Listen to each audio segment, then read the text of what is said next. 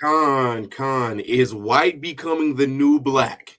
Ice riots and Pauline problems, man. First and foremost, I want to say call halal Yahweh by Shema Mashiach Yahweh Shai. For everybody knew that's all praise to the Most High God, and His name is the only begotten Son, who the world ignorantly calls Jesus Christ. Man, and with my colleague here, Oh, my fault. Jumped the gun a little bit. It's your boy Kanye man out the Masada. That's right, man. We got a lot to talk about tonight, man. Not really tonight, but this afternoon. Right. We're stuck in the house, snowstorm in Dallas. Pray for us. Pray our power stay on because the grid, Greg Abbott talking about it's the strongest it's ever been. We're more prepared since 2021. Yeah. All right. Yeah, all right, nigga. But pray for us though that this power stays on because Texas, right? We for some reason we keep having a storm every year, but we're never prepared for it. Right? No, dead ass, bro. That shit is crazy. Yeah, but speaking of ice, they're doing it again. They've decided to end another of the lineage of evil. The lineage of Esau, LOE, and I'm starting to think by looking at this and looking at what's going on in the world, what ICE is doing in the world, I'm starting to really think white is becoming the new black. I'm starting to come to the conclusion. Oh, now y'all are finding out what it feels like that when you do anything, they kill you, and then they go on the news and lie about it. I'm like, oh man, I thought that was only reserved for us. I thought that was only reserved for niggas. Go ahead. Hey man, all lives matter, man. Yeah, I guess they do now. All lives matter. All lives matter, right? They do. But we don't care. Yeah. We don't care. All lives matter. They matter to a certain Israelite organization, but yeah, imagine but yeah. Also, we're gonna talk about some Pauline epistles later. Because Israelites are struggling out here, and the Israelites are struggling out here on this thing of ours, man. This thing of ours is like these debates, these lives. We're here to help. I'm here to offer assistance, right? But first and foremost, we have to talk about how white is becoming the new black. I'm starting to see it. I'm looking like, bro, we about to be up out of here, right? Because there's one thing about the lineage of evil, right? There's one thing about the lineage of evil that y'all are going to find out. They're not going to take that, right? No, we've seen throughout history, we've seen them fight wars over them owning their slaves. We've seen them fight wars against Britain because they didn't want to take the oppression of Britain. They're not going to take that. So what that's going to ultimately lead to is prophecy being fulfilled, most of which we see in Revelation, Second Esdras, and some of the major and minor prophets, right? So let's look at this because I want people to be informed about what's going on in the world and what's going on in just Trump's seeming like never-ending reign, right? Right. Let's go into this.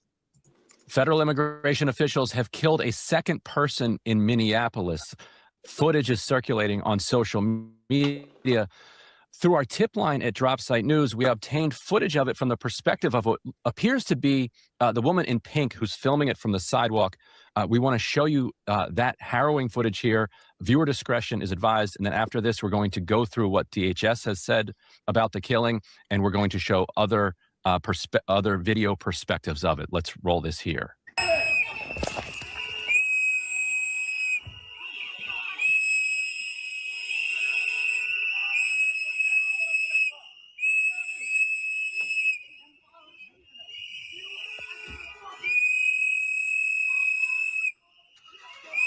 Go.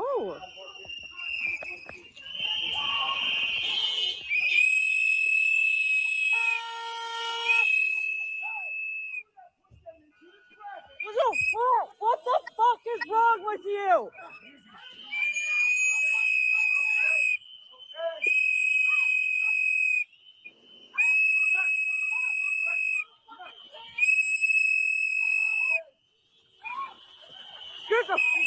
The fuck, people? The fuck is wrong with you? Honestly. Go on, Mark.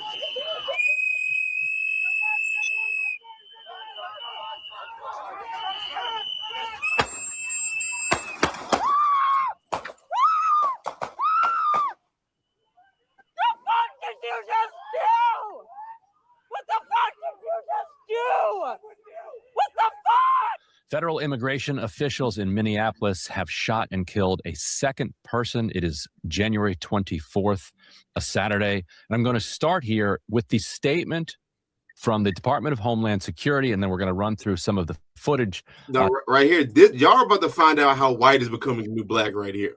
Because hours after this happened yesterday, I really wish I could have went live yesterday. But hours after this happened, the government has their own take on what happened. So I want y'all, since y'all just seen what happened, I don't want to interrupt it because I know people do, right? After y'all seen what just happened there, I want y'all to listen to what the government says and see if that's what you saw. I just want to see. I just want to know.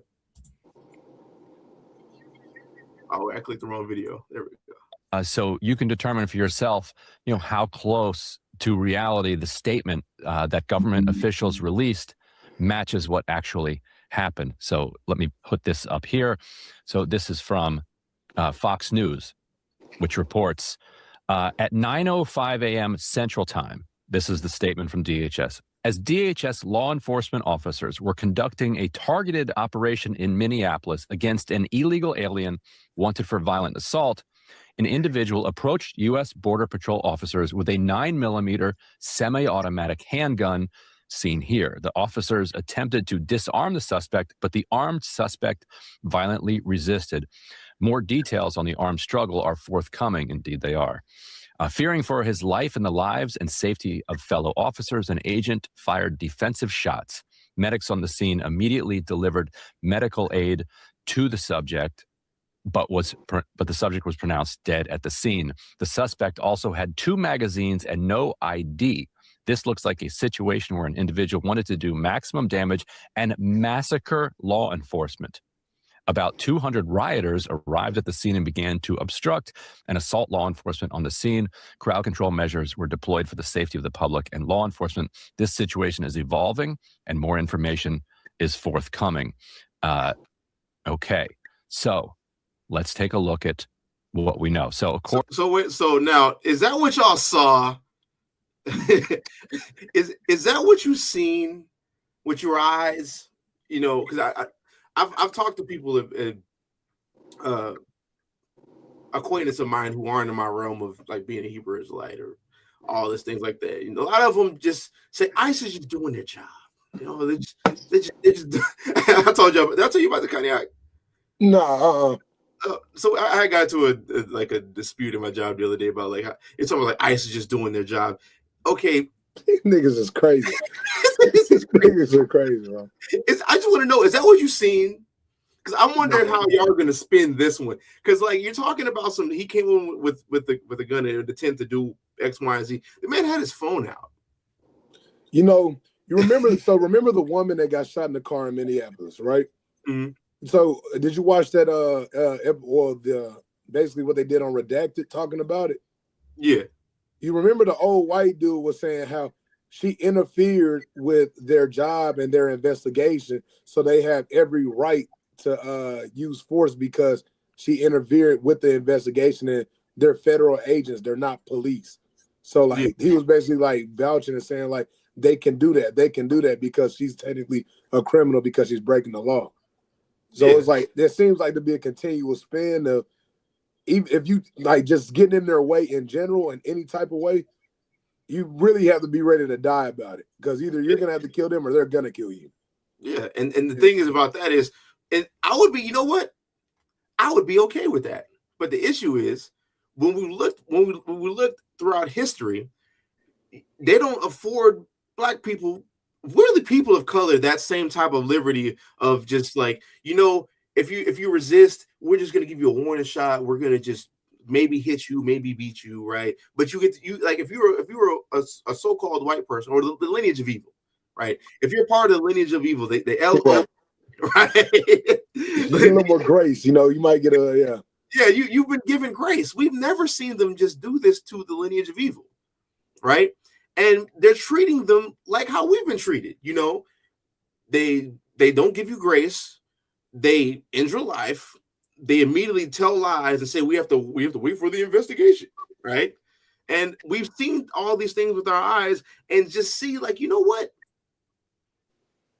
Something's different now. right? Something is different now. Yeah. They're finally treating y'all like they've been treating us. Oh, well, they were trying to obstruct and stuff like that. Right, yeah. Stop resisting. Stop, all that. Yeah. I'm looking like y'all just shoved the woman for no reason. And the man stood up for her. And yes, he was carrying, right? That's lawful for you to do as an American citizen. Second Amendment, right? You know, the same people who are in charge right now parakeet the Second Amendment all the time, but for some reason it doesn't apply when it's against them. But you know, that's neither here nor there. He was exercising his Second Amendment right? They took his gun from him, his pew-pew. I don't want to say that. They took his pew-pew from him, right? And then they said, gun.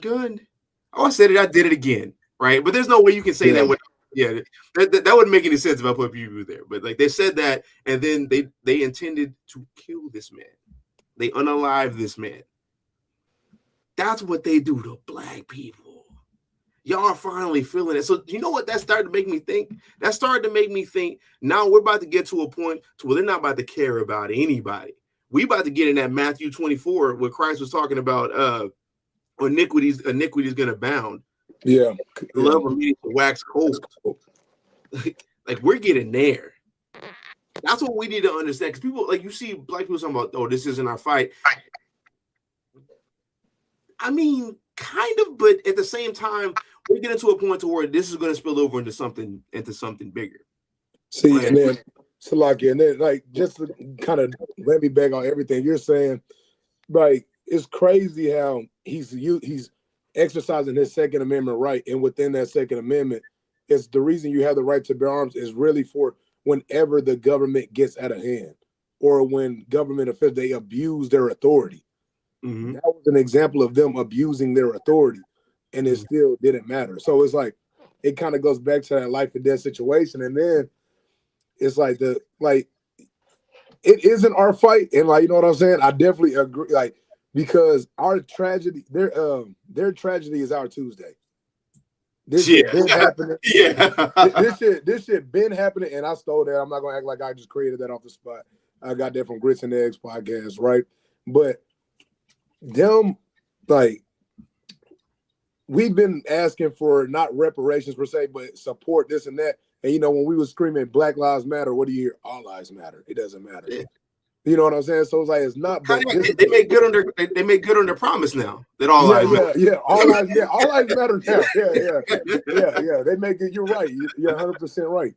Yeah. And it's like now it's time for us to have affirmative action with ourselves, and it's more so like knowing how to protect yourself and knowing how to protect yourself spiritually. Mm-hmm. And like if this is not more time now than ever for anybody that isn't realizing what's going on to get close to the Father and build that relationship with God to have that hedge of protection, it probably will never come. Yeah, you probably lost cause. Yeah. Because like, if you can't white people get shot in the street, and you think you safe in America and you're one of the good ones, you're not like everybody else. Yeah, you're done for. Yeah, it's over with. So let's continue with this, go. And then I got 2 more videos I want to show y'all, and I got some precepts too. According to DHS, the person approached with a weapon. Let me pull up video that we now have that precedes the killing. That this is the same kind of backdrop to the killing that you're going to see later. This red building here. This is from a vehicle. They ain't doing too much, man, and they keep pushing people. Oh, I'm sorry. This is the actual killing itself. I want to show you a different video first. Hold on. Footage that was taken by a passerby before the altercation. This also tracks the beginning of the altercation. Okay, there. This is allegedly the man who soon after this will be killed. So he is filming the officers. You can see he's stepping back now. The officer is kind of pushing him back. He's going back. He tried to use his white privilege. Look,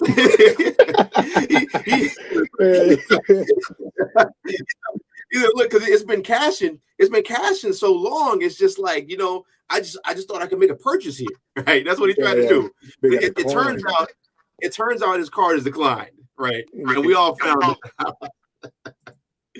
Yeah, I just wanted to point that out. Back in his hand, you can see a phone. According to DHS, this man approached officers with a 9mm. He's now looking back to make sure he doesn't slip on ice. Concerned for his safety. His life is about to be ended. And so immediately we see that no, this man was not any target of any enforcement operation. He was somebody there to observe what law enforcement was doing, and he did not have a 9mm. There's his second hand. Do you see his second hand there? No gun in the second hand. No gun in his left hand, and a phone in his right hand.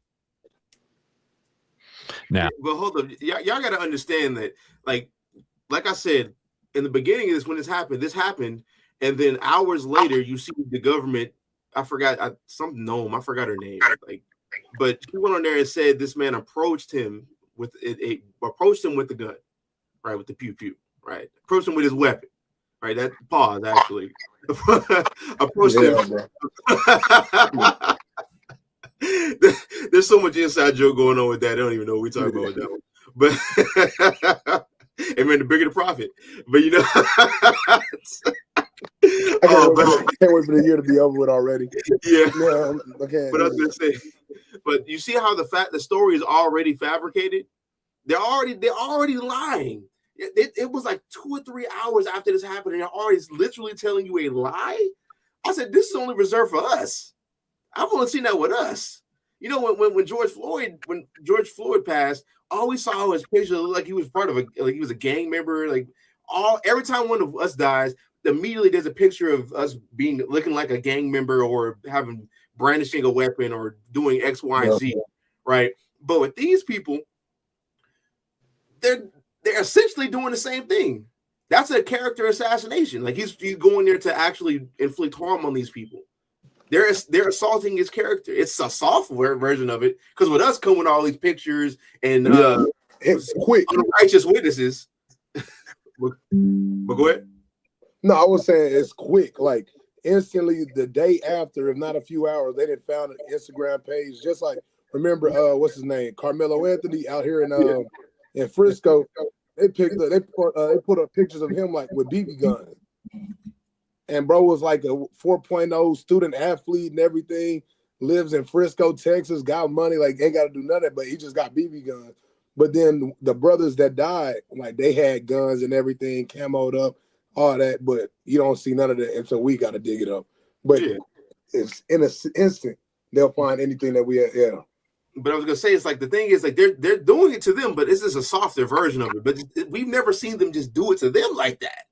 Yeah. That's why I'm like, oh no, it's about to be real. It's about to be real for us then. Yeah. If they doing them like that, you know, they'll be looking at me, man. You want some of this too? I said no. No, yeah. Yeah. But look at this. Now, let's move to. Yeah, let me skip ahead because I think he takes some time to find it.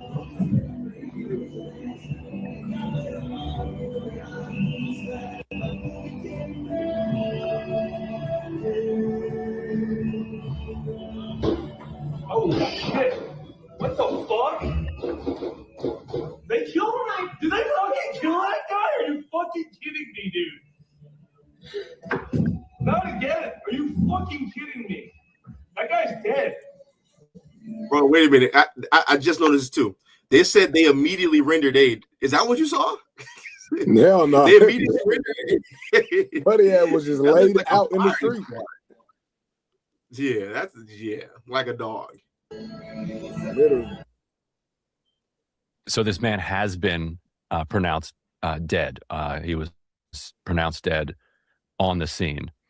Now I'm going to play for you the key moment that where DHS is saying that the man was armed and was attacking officers. You're going to see. Well, let's just let you see for yourself what you make of that claim. Watch this though, bro. Okay, we can run this a few times so that you can get a close look at it. In that officer's right hand, you can see the gun right there. From him already. So he has pulled the gun at this point Bro, these niggas are. from the man's waistband. It is legal to carry a firearm in Minneapolis, by the way. So there he is. So they pull it out. He has not yet been shot. He is on his knees, He is on his hands and knees, surrounded by my count, 8 officers. At least 8. 8 you can see. Let's watch it one more time. I ain't gonna lie, bro. If they took the strap from him and it's 80 on, you still feel So he pulls that out. In position of law enforcement. So at this point, this man is unarmed. If they plan to effect some sort of arrest here, it's unclear what he did. You saw him; he was just filming the officers, and then they kind of push him down to the ground. He did, it seems like, struggle on the ground, but why they were pushing him to the ground in the first place is not at all obvious.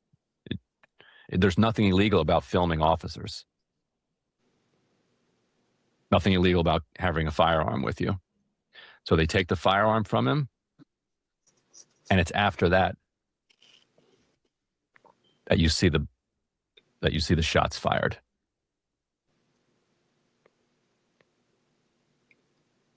So according to the Minneapolis Tribune,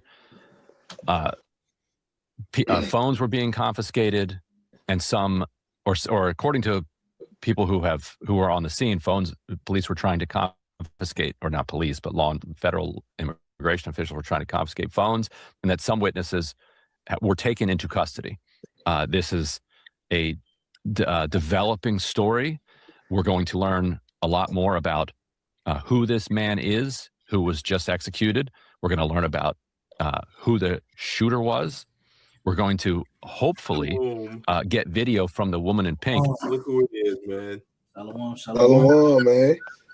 Shalom, Van Deacon Eyes, man. That's right. This guy right here, man. Brothers wicked, man. I was out there in Houston. Gay niggas called. They didn't even answer the phone, bro. Oh no! They didn't even answer the phone, bro. I couldn't believe it, bro. I couldn't believe it, bro. I was locked in, man. It's all love. I'm just BSing. It's all love. But so, hey, you caught up? I see y'all going over the incident in Minneapolis. Yeah. Yeah, I see what's going on, and it's getting real bad out here when they start snatching up white people. That's a different feeling right there, huh? Everybody right now. I was like, oh, the gloves are off now. Okay. Okay, all right. We're on this level now. 26, man. We're in the first month. Okay. Yeah. This shit is crazy. If you scroll back, you'll see that there is a woman in pink who was filming directly, just feet away from the scene, and she's lucky that she wasn't killed herself. So there's a lot more to learn about this at this moment. But from the video that we have so far, this appears to be a man who was observing immigration officials while they were in the street, which is legal, who was carrying a weapon. Whether or not he had a permit for the weapon, we don't know at this point. It's not like you saw those federal immigration officials ask him if he had a permit. They pulled it out of his waistband and then executed him. We'll continue to follow this story, and we'll bring you news on it as it develops. Yeah, so that's what I seen yesterday. I was like, we're going live. We're going live. And this is for everybody's information. This is Breaking Points. I think that this dude on the screen has another page called Drop Point and Drop Site. I forgot which one. They're both pretty good. Like if you're looking for news places that aren't CNN or Fox News that actually are independent, this is where I go. Add that and redacted. Now, speaking of CNN, Fox News, well, this is ABC. Watch this. You're gonna love this. So, right before this even happened. This was 2 days ago. After they had already unalived that Nicole Good woman. Watch this. To hear President Trump's team tell it. Minneapolis is on the brink of an all-out rebellion. You can use the term insurrection. You can use the term domestic terrorism. The Insurrection Act is a tool at the president's disposal. With the deadly shooting of Renee Good by an ICE officer in broad daylight, sparking days of protest in the city and across the country. The Pentagon is lining up more than 1,500 troops, two defense officials tell NBC News, in case the president decides to invoke a 219-year-old law called the Insurrection Act. The law, signed by Thomas Jefferson, essentially allows the president to use troops on Americans to, quote, suppress an insurrection, domestic violence, unlawful combination, or conspiracy. Yeah, you see that? You see that? They can literally use American troops on American citizens. You know what that kind of sounds like? Martial law. You know what also is a prophecy in the prophecies in the Bible? Martial law, right? Yep. Political uprisings, insurrections by name, all of that is there, right? Like, and speaking of, because you can see right here on the tab, this movie, I watched this last night, the Civil War movie, not about the ancient Civil War, not ancient, but the old one, but like one that could happen if Texas secedes and California secedes and they go up against, I guess, the other Americans, people who were left in America. That's a great movie. I suggest everybody go watch that. But it's starting to look like that though right now, because the thing is, like I said earlier, the lineage of evil, lineage of Esau, LOE, right? You know, if this starts happening to them, they're not going to accept this. Like I said before, they didn't accept it from the British. They didn't want to accept it when they had to surrender their slaves. They don't accept it when you tell them they can't do something in general because of, you know, their hubris as a race and as a people, right? The lineage of evil. That's why they're called that. They're not going to accept that. So as long as this continues to happen unchecked, yeah, we know how these people act. And us being in the know as far as like what prophecy looks like and being Bible believers, we need to pay attention to things like this, because this is letting you know what time period you're in. We're not telling everybody, oh, let's pick up pitchforks and go out. No, we're not doing all that. You need to be patient and watch, like it talked about in 2nd Esdras, right? Measure the time diligently. This is us measuring the time diligently and being watchmen. Because a lot of people ain't talking about this. Or enough people ain't talking about it. You know, some people are replaying clicks about white people saying black people are Israelites. You know, something we've been seeing for the last like couple decades. But you know, we need to be watchmen. That's what we need to do. So let's continue with. Unless y'all got something y'all want to add. It suspends the constitutional protections that prohibit the U.S. military from enforcing domestic laws. And it gives the president vast discretion to decide what is an insurrection. The law is written in vague and archaic terms that don't provide clear boundaries for the. So whenever they feel like it, that's what that means. There's no, it's archaic and it's like vague to where you can interpret however you want. That means they could do this whenever they want, which means it's always been the plan. And of course it is the plan, because we see what the Lord says. President to invoke the law. That's why it's important to look at how the law has been interpreted and applied by the executive branch. The president toying with the idea for years, like in his first term after the George Floyd protests launched a nationwide movement, or similar anti-ICE protests in Los Angeles, Portland, and Chicago over the last year. If the governor can't do the job, we'll do the job. I'd be allowed to use, if I wanted, the Insurrection Act. So far, he's never committed, but saying on Tuesday, it's still very much on the table. Do you still think it's necessary? I don't think it is yet. It might be at some point. It is actually very common. You know, with me, they'll make it like a big deal, but it's been used by over 40% of the presidents during their term. He's right that many presidents have used it. About 30 times over the years, Abraham Lincoln did, to essentially launch the Civil War. Oh. He did it to essentially launch the Civil War. Okay. You know, wow. What does that sound like? You know, let me go ahead and circle this right here. What does that sound like? You know, that's where we are, right? And you know what starts that is insurrections in a lot of cities. Now I bring that up because the Bible talks about that. Watch this. Can you read it for me? Yeah, I got you. I need to zoom it in. I can just be good like that. All right. Go ahead.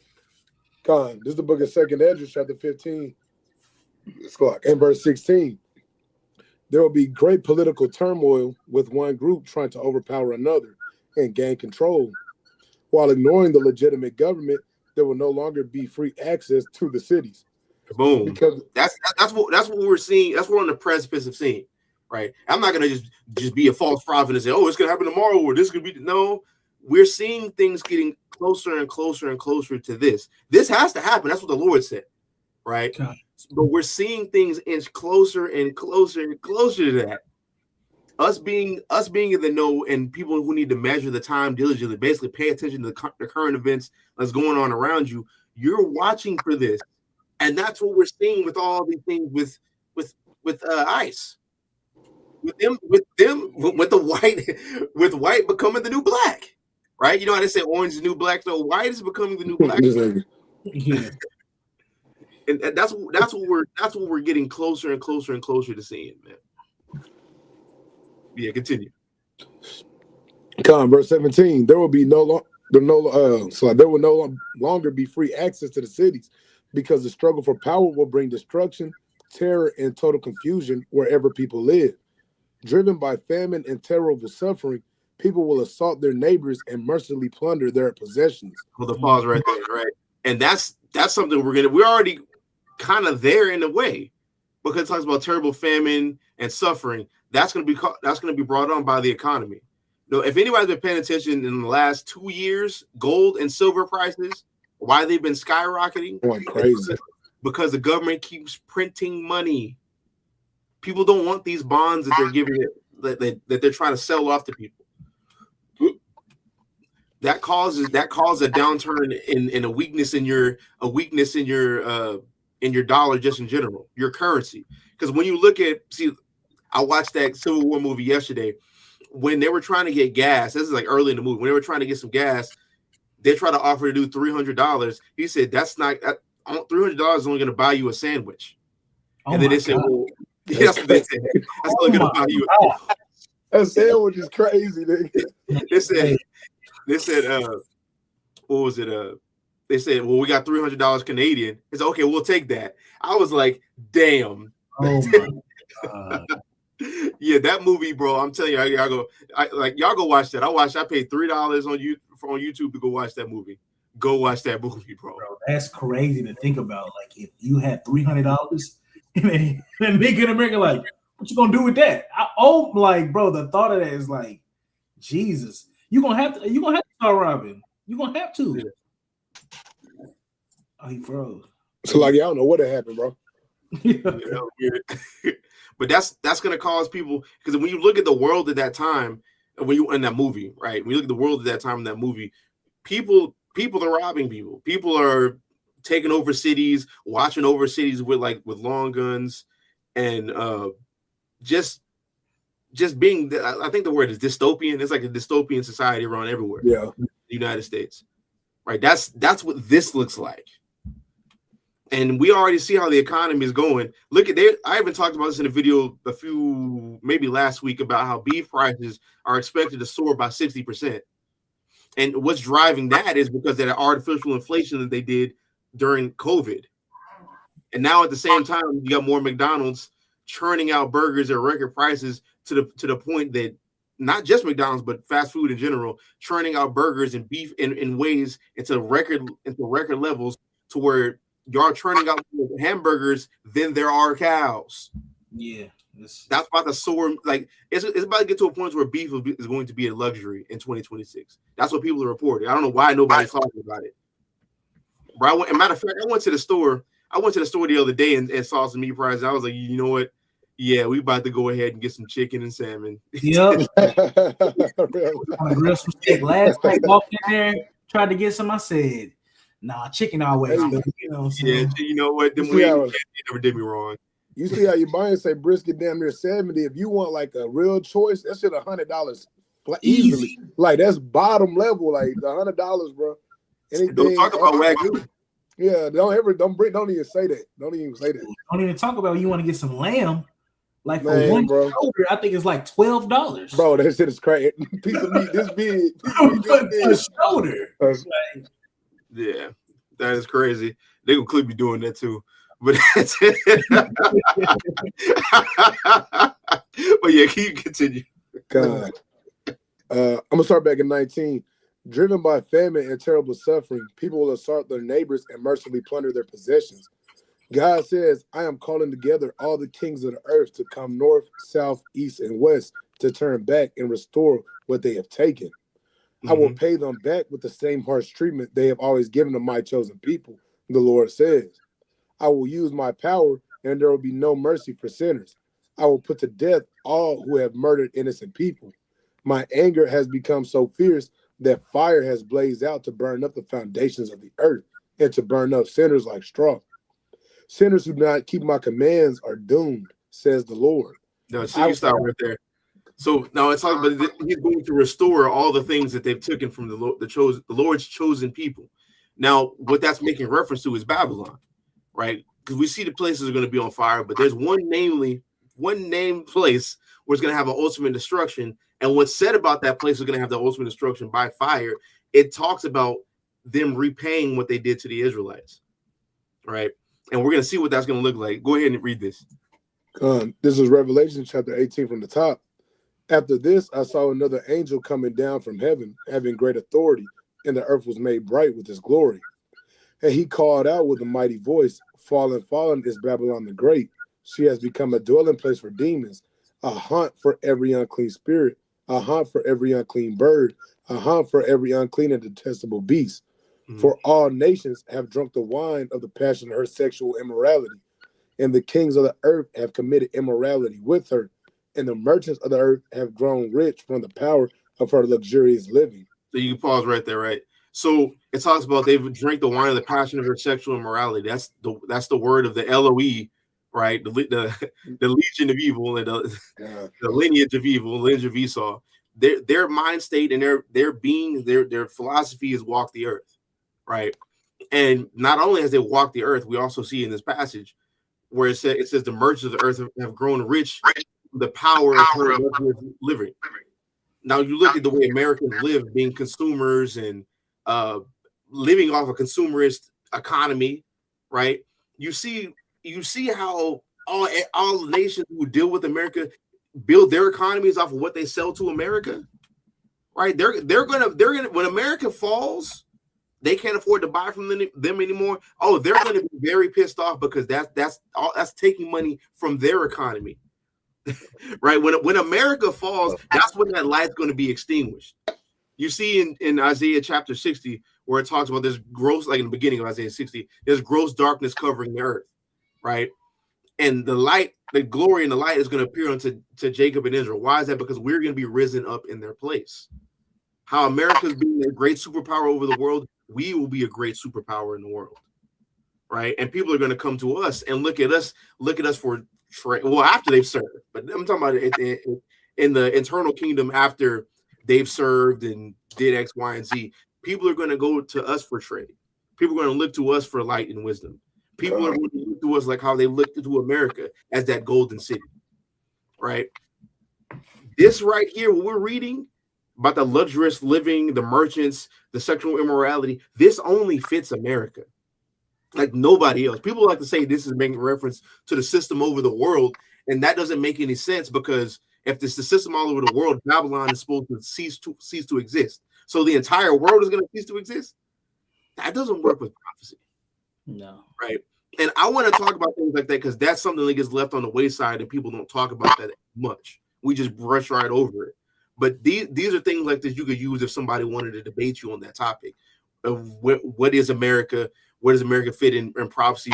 Who is this ancient Babylon? These are things I've seen Bug Out say is different things throughout my entire time of being in the truth. Now, like Oz, I know you know. You done heard a Bug Out say some madness about Babylon. No. Like even Christians, Babylon is Israel. Babylon is the whole world. It's an ideology. It's a mindset. It's a mindset. No. How's a mindset? How is everybody making money off of the mindset? It's talking about Saudi. He's Saudi. Right. I'm glad that died. Oh my God. I'm so happy that died. But we can continue with this. Go ahead. Verse 4. Then I heard another voice from heaven saying, "Come out of her, my people, lest you take part in her sins, lest you share in her plagues. For her sins are heaped high as heaven, and Yahweh has remembered her iniquity. Pay her back as she herself has paid back others, and repay her double for her deeds. Mix a double portion for her in the cup she mixed, as she glorified herself and lived." Right. And that's them getting paid back for what they've done. They're going to get that double portion. Not only are you going to be destroyed by fire, your nation is going to crumble just like how Rome did. You outstretched your army, your economy went to crap, right? You know, because I'm trying to do better, right? It went to crap, right? You're going to get overrun. All these things is in prophecy, in the combination of Revelation, Second Esdras, and the major prophets, right? That's what's going to happen to them. That's coming, and that's how they're going to get paid back for what they've done to us, because we had to serve here for centuries, and still to this day are serving here, right? We, like the prophecies talk about, we put our money in pockets full of holes. When I get my paycheck, it's gone that day. Literally, it's gone that day, bro. Oh, we was just talking about that yesterday. Brother Dawala was like, "Man, it's crazy that you work this hard for you to get a check." And he said, when you hit your camp, you damn near don't want to even look at it because you know it's not yours. Yep. Yeah, for real. Yep. But you continue. Verse 7. As she glorified herself and lived in luxury, so give her a like message of torment and mourning. Since in her heart she says, "I sit as a queen, I am no widow, and mourning I shall never see." For this reason her plagues will come in a single day, death and mourning and famine, and she will be burned up with fire. For mighty is the Lord God who has judged her. And that's what's going to happen. That's what's going to happen. That's that fire. We read in Second Esdras about how the Lord's going to burn up the foundations of the world. That's that. That's what that looks like. That's what they're going to get. And that's all of this. What the tipping point for all of this to happen? Martial law, insurrections. We see this. Like, that's why I'm saying, like, this year, this is going to be a really telling year. Yeah, 26 is about to be crazy. I can already like you said, so we ain't out the first month. We ain't out the first month. Out here wilding, bro. Nigga that snatched the president from Venezuela, sent ice out on niggas, and like, bro, this is crazy. Yeah. Hey, Trump Hawaiian for real. Trump Hawaii, straight crash out. Straight crash out. I'm trying to tell him, I'm like, yeah, Trump not playing. You these other presidents, they was just a face. No, Trump not playing with y'all. He don't give a damn about if you black, white, Mexican, it don't matter. You gonna get in line. No, for real. We're gonna see that too, because this is one of the YouTubers I watch. One of my favorite ones. Like his name is The Amazing Lucas. Like if you wanna watch political content and be entertained at the same time by a black man who really isn't a raccoon, this is who you go watch, right? But look, this is where I got the inspiration to title this the way I did. It says, "White people are getting the black experience in Minnesota." It looks like white is the new black. Yeah. Oh my goodness! So I'm sure many of you guys are aware, unless you've been living under a rock, that ICE has taken down another American, another white American. Just want to point that out. The first one was a white woman, and this individual was a white man, I believe to be an RN. And it seems, as I said in the intros, that white is the new black. So what I will be doing as a service to the people, the American people, I will be doing a world tour. Okay, I will be starting off in Minneapolis and just traveling the states. And what I will be doing is trying to help white people, in this transitional phase of their newfound blackness, just to help them assimilate a little bit more. Because that was funny. That was funny. This trial phase of the newfound blackness. Yeah, he's gonna make it. I'm telling you, man, he's about to give them the breakdown for it. Like how you gotta navigate the world with knowing knowing that they canceled your account for your white privilege. You know, that card, you can't swipe that. It don't exist no more. This is how this administration is treating y'all. Damn. Now, I don't mean to make light of the situation, but I think they're losing their minds right now. That's what's happening. All this, white privilege and all that is gone to the wayside. Now you are the new black. Okay, they are now treating you like they treat black men and black women. And I know that you're not very aware of what really goes down. Okay, because I know y'all were very much, some of y'all, not all of you, but some of y'all. I know some of y'all were really sad when Charlie went away. Okay, y'all were jumped right on the bandwagon of, hey, he's the MLK, he's just like MLK and everything. They just getting you for words. And it's like, okay, well, if you want to be like one of them, well, now you are truly one of them. And it's just it goes downhill from there. So within my curriculum, we'll go over how to introduce yourselves, how to, fake names when doing job interviews, because you don't want to use your regular name. Okay, that'll trigger the system. How to engage when going into grocery stores, going into just regular shops. Just understand there's probably gonna be someone who follows you and stuff like that. How to engage with law enforcement. I don't know what's going on right now, but I'm not even gonna go into the story that surrounded this shooting. And the reason why is it doesn't matter.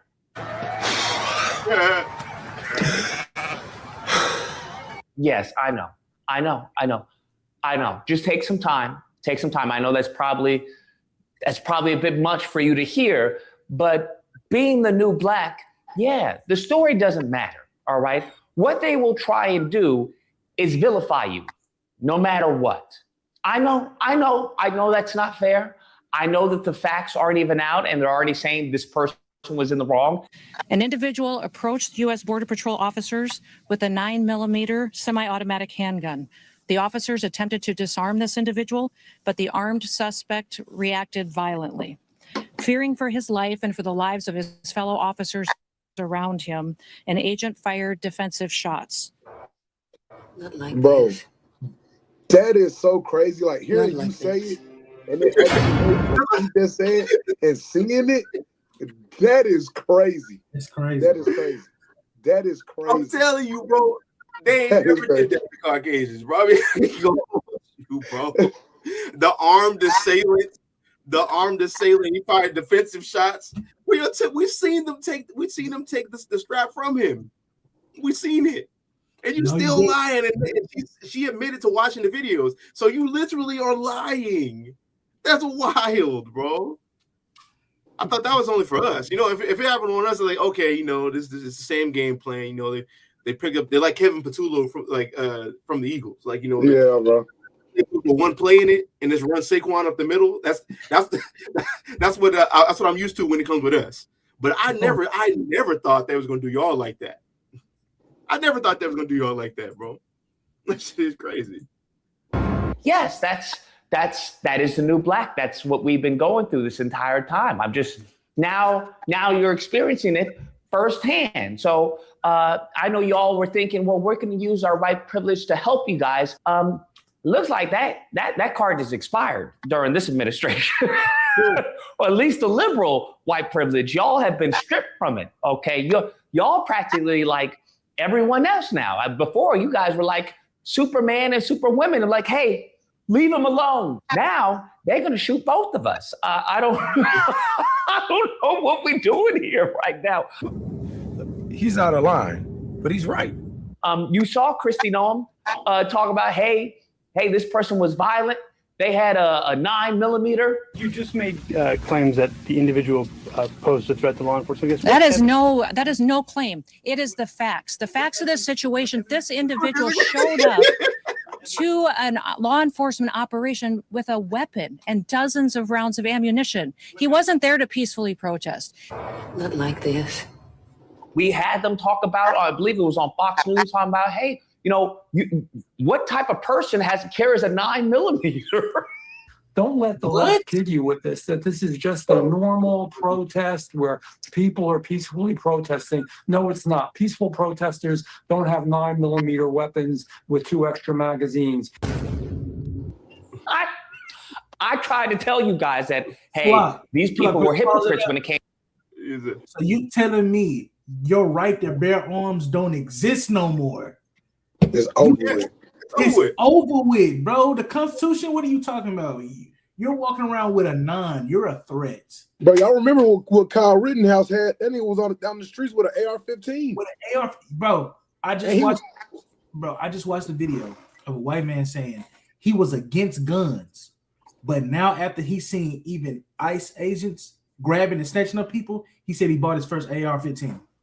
Yeah, he activated his blessing. You know, activated the sword. He activated the sword. It's like they're sleeper agents. But the crazy thing is, like, with the most ironic thing about this is that's what the Second Amendment was created for, just in case the government, just in case the I guess LOE's forefathers back when they wrote the Constitution and Bill of Rights, XYZ, they looked into the future that this might happen one day, and now it's happening one day. This is the day it's happening, right? That, you know, the government's gonna do whatever they want, and you know, like, I'm gonna be honest with you, right? You know, if you haven't, how do I say this without YouTube playing? If you haven't applied the Second Amendment, I suggest you try to apply it before there is no Second Amendment. Yeah, you need to stock up. You need to stock up. If you understand what I mean when I say that, you know, I like in Texas, you know, you grew up with that, so I mean that's just what we. Not literally. But like I was gonna say, like, you know, if you haven't applied it, this might be a good time to, you know. Let's continue. Came to the Second Amendment because based off the bump stock, right? Based off the bump stock, man, all these pro-gun advocates, you know, the Colin Noir, you know, the tap dancing Negroes, the rest of them were all like, well, you know what? It's not that big of a deal. I don't really use bump stocks. Pam Bondi was the one, okay, who was listening to Trump when he was like, hey, maybe we should take away the guns and then give them due process. This is the same people y'all voted in, Republicans.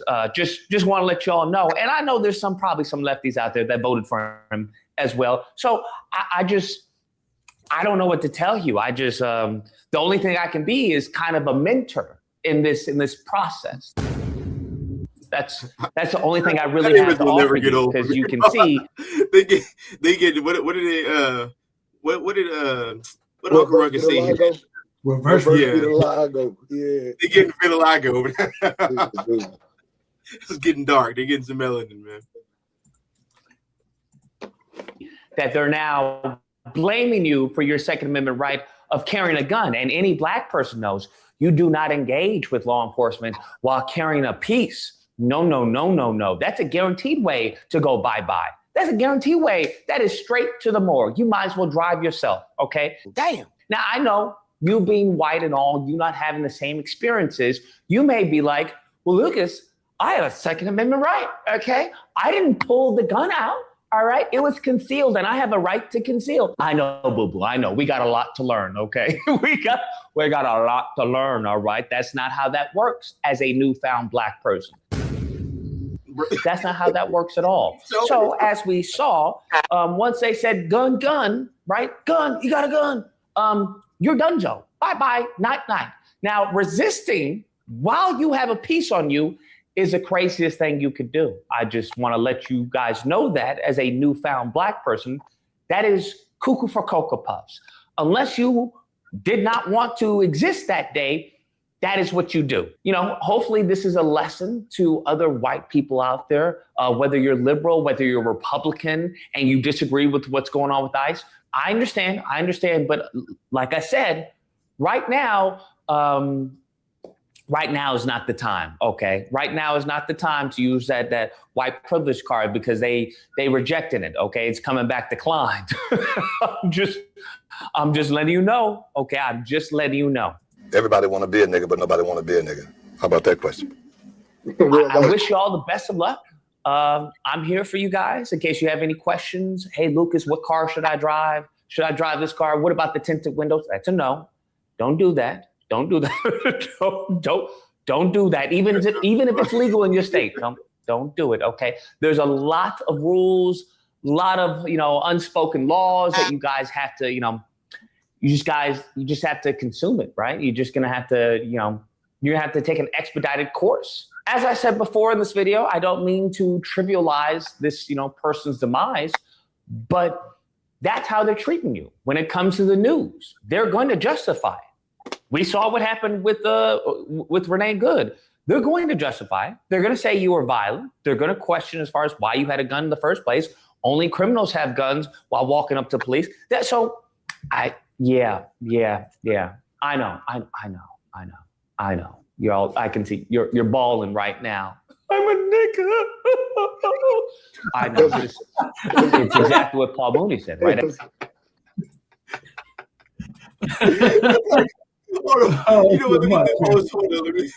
me see if I can. I need to get one more. That's pretty much the end of that. But let me.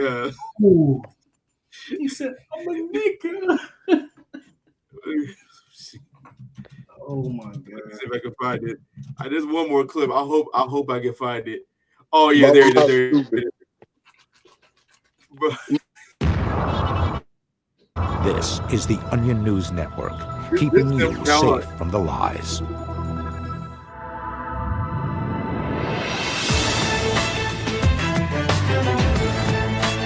Stabbing a classmate to death. We begin tonight with an update on a story we've been following all week. Hannah Stevenson, the 16-year-old girl from Detroit, accused of stabbing a classmate to death with a screwdriver last month. At her arraignment this afternoon, Hannah received the harshest possible sentencing from the judge. She will be tried as a black adult. Due to the extreme and violent nature of this crime, this court finds it fitting to try the defendant as an African American. Henceforth, he will be referred to for the jury by the name Mondale Brown. Mondale Brown. Mondale Brown.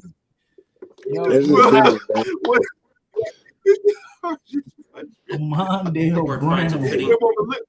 Look how she was. Hannah received the harshest possible sentencing from the judge. She will be tried as a black adult. Due to the extreme. You're gonna treat me like a nigga? Oh, and violent nature of this crime, this court finds it fitting to try the defendant as an African American. Henceforth, you will be referred to for the jury by the name Mondale Brown. Once the trial begins next week, all courtroom images of Hannah will depict her as a 300-pound muscular black man, and jury members will be instructed to imagine her as such. We're going to do our best to make sure that Hannah is treated with the sympathy and sensitivity that she, as a photogenic white girl, deserves. This is America. Nobody deserves to be treated as a black man. Now that Hannah has been proven black, the court has instructed local media to assume she's guilty, and the police have retroactively charged her with assaulting her arresting officer. Hannah's 24 character witnesses have been replaced by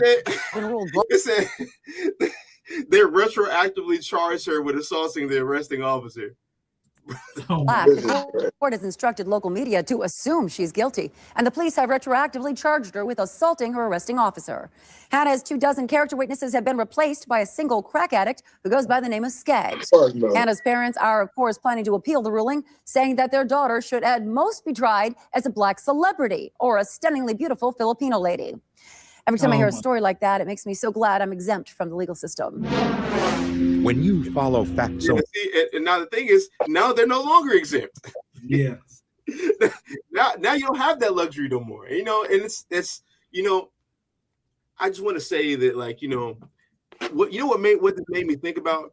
This made me think about that this might help certain Israelites ideologies now.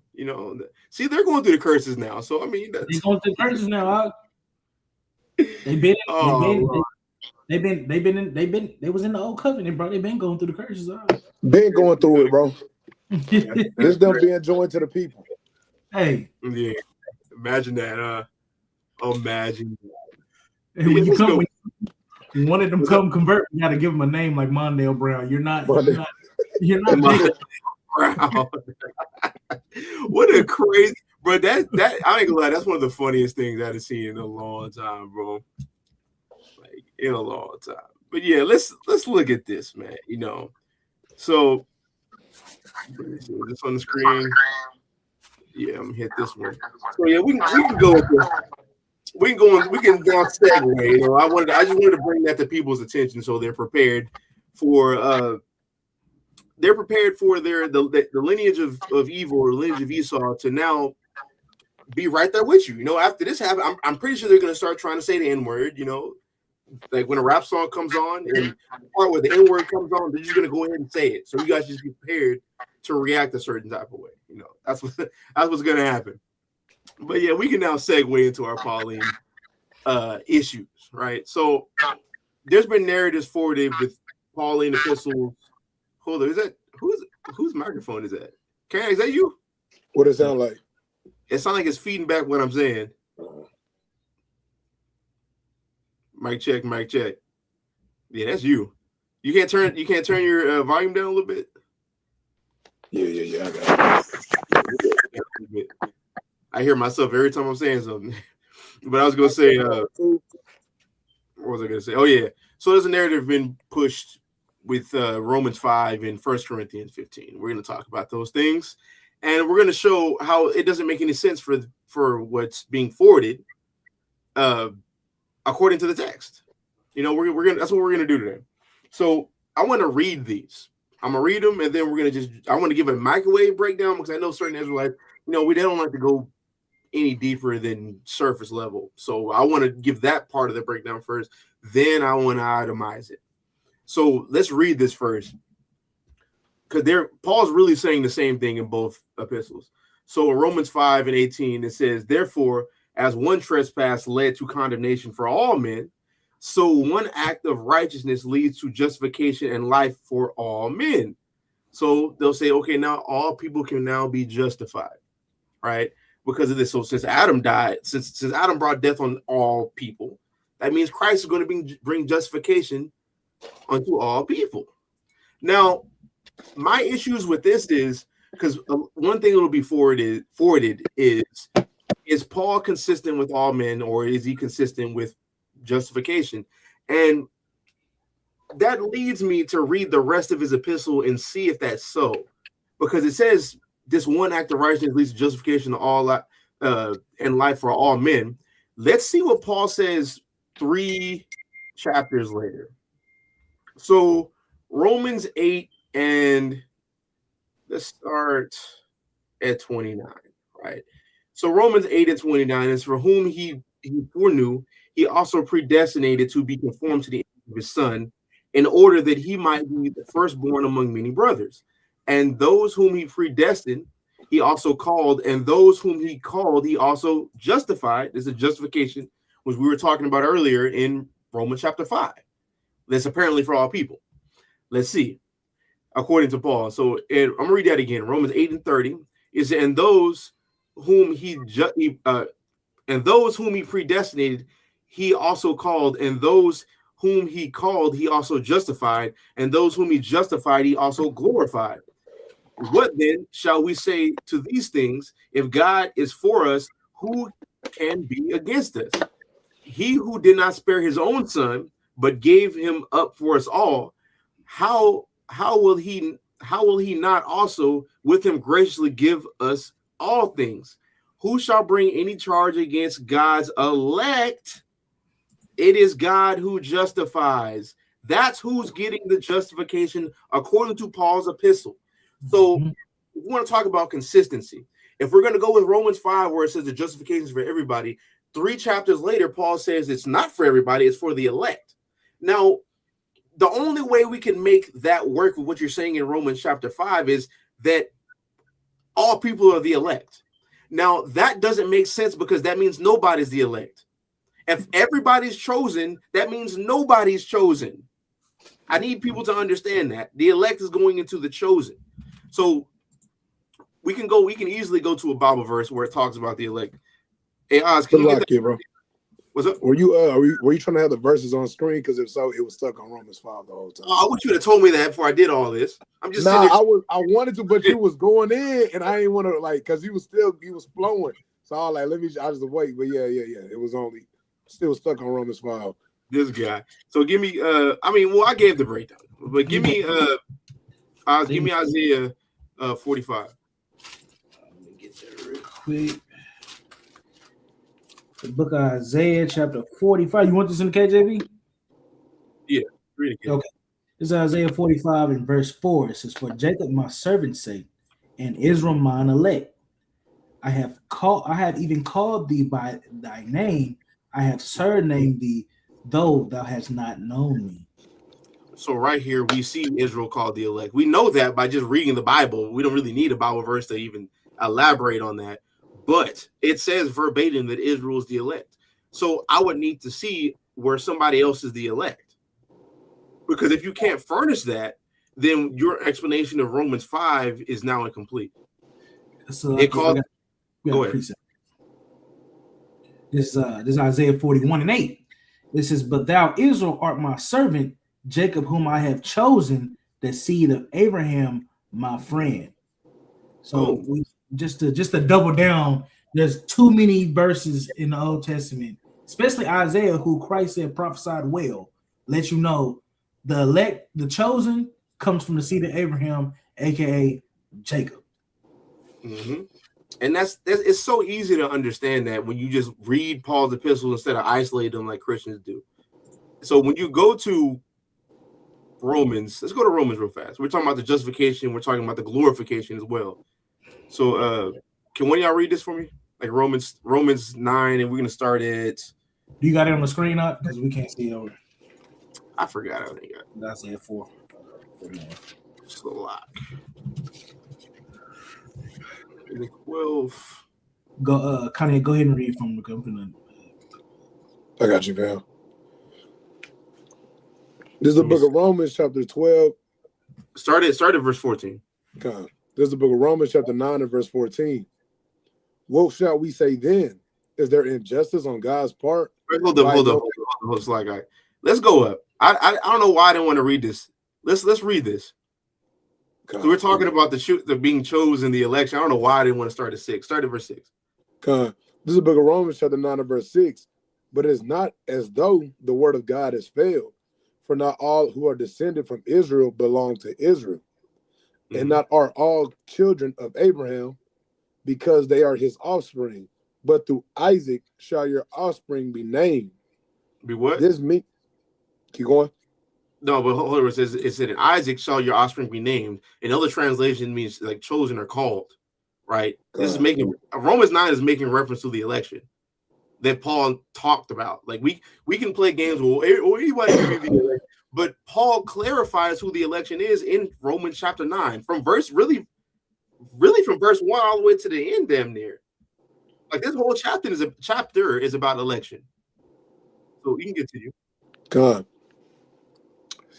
So, verse 8. This means that it is not the children of the flesh. My bad. I didn't break that down. So in verse 6 and 7, you'll see Christians like to use this and say, well, not everybody who's of Israel are of Israel. This is making reference to the Commonwealth of Israel at that time. You have who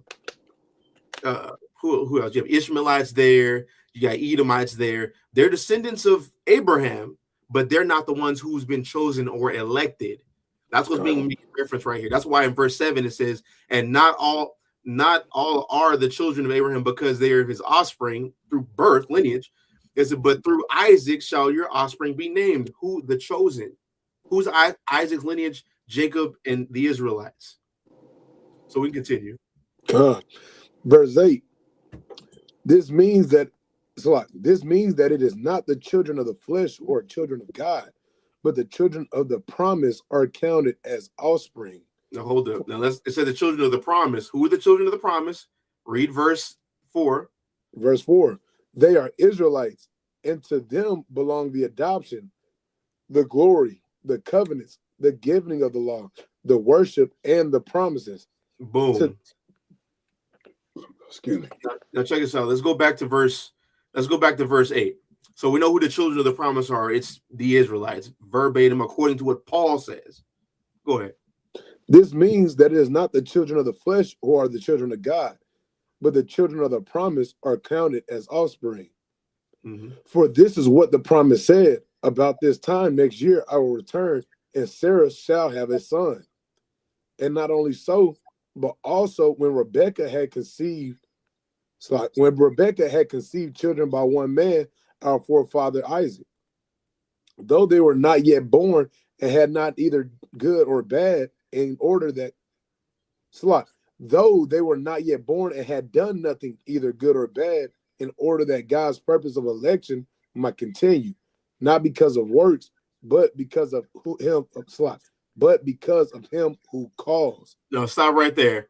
The God's purpose of election. So we already see in prophecy. This is where Paul's getting all this from, right? Because matter of fact, let's just go back up to this. I can make that point altogether. So in Romans 9:4, Paul says they are Israelites to whom belong the adoption, the glory, the covenants, the giving of the law, the worship, and the promises. He's saying this because there's a corresponding Old Testament Bible verse for this. Like with the adoption, that comes through Christ's death. That's Isaiah 53, Isaiah 59, right? The glory, Isaiah 60, and Isaiah 62, right? The covenants, old and the new. We already know who was unjoined into the old one. The new covenant, Jeremiah 31:31, Hebrews 8:8, is for Israel and Judah, right? Giving of the law, that's Psalms 147:20.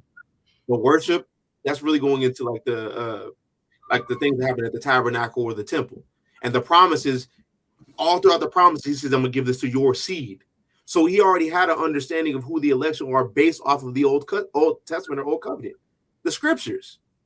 So for what, and this is where he's drawing his understanding from. So when people forward the ideology that now people who are not a part of that seed can now receive a certain type of justification prior to the deliverance of Israel, equating it to the deliverance of Israel or anything like that, you have a problem, because that's not like, you make Paul inconsistent.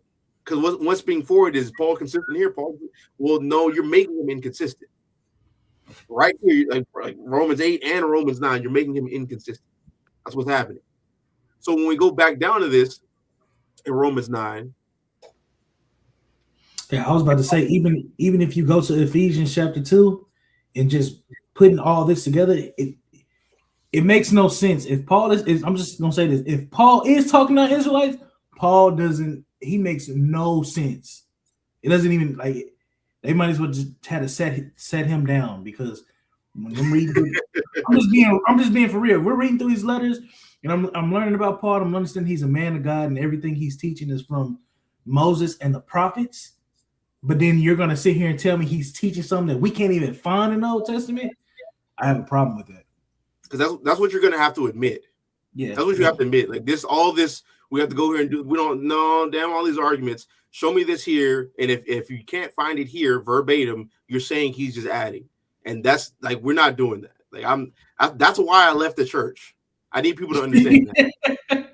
Yeah, I didn't leave. Well, where did I go to when I was a kid? My mom forced me to shop Christian House of Prayer. Right? I didn't go to Christian House of Prayer and eat a pork chop. Not pork chop. What do they have? That freaking pig in the blankets right after church. Should we give people pig in the blankets? I left that behind me. I didn't leave that behind to join that again. Like, I'm sorry, it's not happening. Shit, right. Unfortunately, I had to leave twice. So you don't have to leave twice. Yeah, I had to leave twice, dog. Yeah, but this, bro, like all is happening in Romans 9 is the Lord. He's using the Lord's text to tell you about how election works. And he says prior to this chapter, the people who are being glorified and justified are the election. So we can't, if we're going to let Paul be correct from point A to point B, it can't be all people there in Romans 5 and not that in Romans 8 and Romans 9. Like, that doesn't work, right? So continuing this. God, verse 12. She was told the older will serve the younger. As it is written, Jacob I love, but Esau I hated. What shall we say then? Is the injustice on God's part? By no means. For he says to Moses, I will have mercy on whom I have mercy, and I will have compassion on whom I have compassion. So then it depends not on human will or exertion, but on God who has mercy. For the scripture says to Pharaoh, for this very purpose I have raised you up, that I might show my power in you, and that my name might be proclaimed in all the earth. So then he has mercy on whomever he wills, and he hardens whomever he wills. Now check this out right here. The Lord is really Paul telling you about predestination. You know, I talked to one of my colleagues that I talked to from that what's it called? That Christian event I went to about predestination. This is Paul literally telling you about predestination. Like Christians say, oh, you just believe in Calvinism. Well, we see predestination in the Bible. Like that, we can't just pretend like we. I think a lot of people get confused on they feel like because we don't know, like that's not predestination because we don't know what's set before us. So we have that illusion of choice, but they don't understand it's due to the Father's power. He has a whole plan. Like you can't believe in prophecy and believe in Christ and know Christ coming back and then not believe in predestination.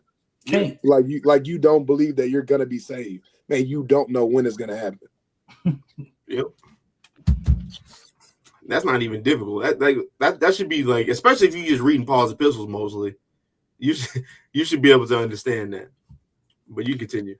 Come, verse 19. You will say to them, you will say to me then, why does he still find fault? For whom can resist his will? But who are you, O man, to answer back to God? Will what is molded say to his molder, why have you made me like this? Has the potter no right over the clay to make out of the same lump one vessel for honorable use and another for dishonorable use? Yeah, so that proves predestination right there. And the election, one for honorable use and one for dishonorable use. There's a lot of people who's been made for dishonorable use. And one in particular is the LOE, right? The lineage of evil, the lineage of Esau, you know. But continue. Excuse me. Verse 22, what if God, desiring to show his wrath and to make known his power, has endured much patience, vessels of wrath prepared for destruction, in order to make known the riches of his glory for vessels of mercy, which he has prepared beforehand for glory, even us whom he have called, not from the Jews only, but also from the Gentiles. And see, this is where Christians say, it might just be the Jews. You might think it's just the Jews, but it's also the Gentiles too. Now, this is what I will never understand by Christians. Right? It's quoting something, right? This is indeed, as he says in Hosea, right? And this is forwarded by the same people who basically are Christians as well. But they're saying Paul's is using Hosea 1 to now apply that for the Gentiles instead of what he's talking about what's happening through Christ being for the Gentiles. Because when we read this, can you go to Hosea 1? One of y'all hit it, Hosea 1. I got you. He's called not only us, but the Jews also, showing you how not the Jews, but of the Gentiles, these specific Gentiles are of the election. Who is that making reference to? The Hellenistic Jews who were scattered off from their people and became Hellenes, who became barbarians, who became Scythians, all these specific people who descend from the actual man Jacob, right? But forced themselves to be, somebody forced them, but some of them chose to become like these nations. These people through Christ can come back through his death and become just like how the people were, be just like how a Jew was in Judea. That's what he's really teaching you right here. But you can get this. Gotcha. This is the book of Hosea, chapter 1 and verse 10. It says, yet the number of the children of Israel shall be as the sand of the sea, which cannot be numbered, which cannot be measured nor numbered. And it shall come to pass that in the place where it was said unto them, ye are not my people, there it shall be said unto them, ye are the sons of the living God. So hold on. You stop right there just for a second. We're gonna read verse 11, but just stop for a second. So this is making reference where they're saying what's going to be said to them that you are not his people. If you're not the Lord's people, what does that make you? A Gentile. Goy. Goyim. So what happens so knowing that, there's going to come a time where Israelites become Gentiles according to prophecy. So, of course, Paul, when you see the people he's going to, just like when he said in 1 Corinthians 10 and 1 Corinthians 12, where he said that you were Gentiles carried away until these dumb idols, he's making reference to how this prophecy is going to proceed in the earth. But there's going to be one point when we forsake our God and become like the nations, and then after that, we're going to come back. How are we going to come back? Through Christ's death, because it covers that. In the law, there was no covering for that. There was no, once you do that, once you're casted off from the people, that's it. But now through Christ, you can return. And that's what Paul was preaching, and that's what Peter was preaching as well. So that's why he's using this prophecy right here to talk about what he's talking about election, because these specific people, hold up real fast, right? We're going to come back to that. These specific people are of the election, whether they're worshiping other gods or not. Because when you see this right here in Romans 11 and what was that? Was that Romans 11 and Romans 11 and 28? It says, as regards the gospel, they are enemies for your sake, but as regards election, why is it saying it like that? That's so weird. But as regards election, they are beloved for the fathers, for the sake of their fathers. So that's what makes us elect, but who we descend from. Right? That's where Paul's getting this from, and that's what the Torah and that's what the prophets say themselves, right? Which really is the Most High God. So even if you're worshiping another God and becoming like a Gentile, you're still part of the election, right? And there's a prophecy that you would end up doing that at one point. Hosea chapter 1 and 10. You will stop becoming the Lord's people, but again, you will become the Lord's people again through Hamashiach Yahushua. And we know that was talking about Christ. So when we go back to Hosea, now we can go to Hosea 1 again. All right. Go ahead. A little bit, okay. Yeah, I'm reading the ESV. It says, yet the number of the children shall be like the sand of the sea, which cannot be measured or numbered. And in the place where it was said to them, you are not my people, it shall be said to them, children of the living God. And the children of Judah and the children of Israel shall be gathered together, and they shall appoint for themselves one head, and they shall go up from the land, for great shall be the day of Jezreel. The Lord's planting. That's what Jezreel means, right? The Lord's planting. His planting, huh? The only people that we see in the Bible referred to as these plants or these olive trees. Yeah, it's Israelites, but you know. Christianity, but it says they're going to anoint themselves one head. What's that one head? That one King, Christ. That's his role that he plays in this, and that's because ultimately in verse 11, that's making reference to when we're gathered back into our land, we're a complete nation again, the northern and southern kingdom brought back together. That's why when you see in Jeremiah 31:31, Hebrews 8 and 8 makes reference to both nations under that covenant again, because as soon as we're brought back into the land, we're brought under the rod of the covenant again. So this happens. Right, that's why Christ had to die, and it's so easy to understand that when you're not like a Christian. Isn't it correct me? Isn't that Ezekiel 37? Don't we see all these prophecies aligning? It's Ezekiel 20, Ezekiel 37, Ezekiel 36, Ezekiel 34, and in any of those prophecies, we don't see no heathen coming with them. And in fact, we see a difference between that. With the difference between, matter of fact, let's get it real fast. That's what I'm saying. Let's just go into let's go, because I see them being just supposed from the heathen here. Yeah. So when you see, you want to read this? I got you. Verse 21. Yeah.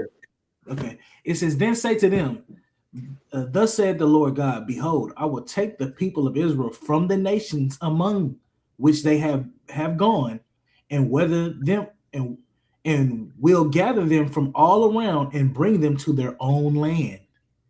And I will make them one nation in the land on the mountains of Israel, and one king shall be king over them all, and they shall be no longer two nations and no longer divided into two kingdoms. They shall not defile themselves any more with their idols and their detestable things, or with any of their transgressions, but I will save them from all the backsliding in which they have sinned, and I will cleanse them. Hold on, Professor. I wanted to make notice because when we get later into this, it says he's going to save them from all their transgressions, and they won't transgress any longer. Just remember that. It says that about Israel. But continue. And a notable thing, it says, and I will cleanse them. It's only one people getting cleansed. And they shall be my people, and I will be their God. Mm-hmm. My servant David shall be king over them, and they shall all have one shepherd. They shall walk in my rules and be careful to obey my statutes. They shall dwell in the land that I gave them to my servant Jacob, where your fathers live.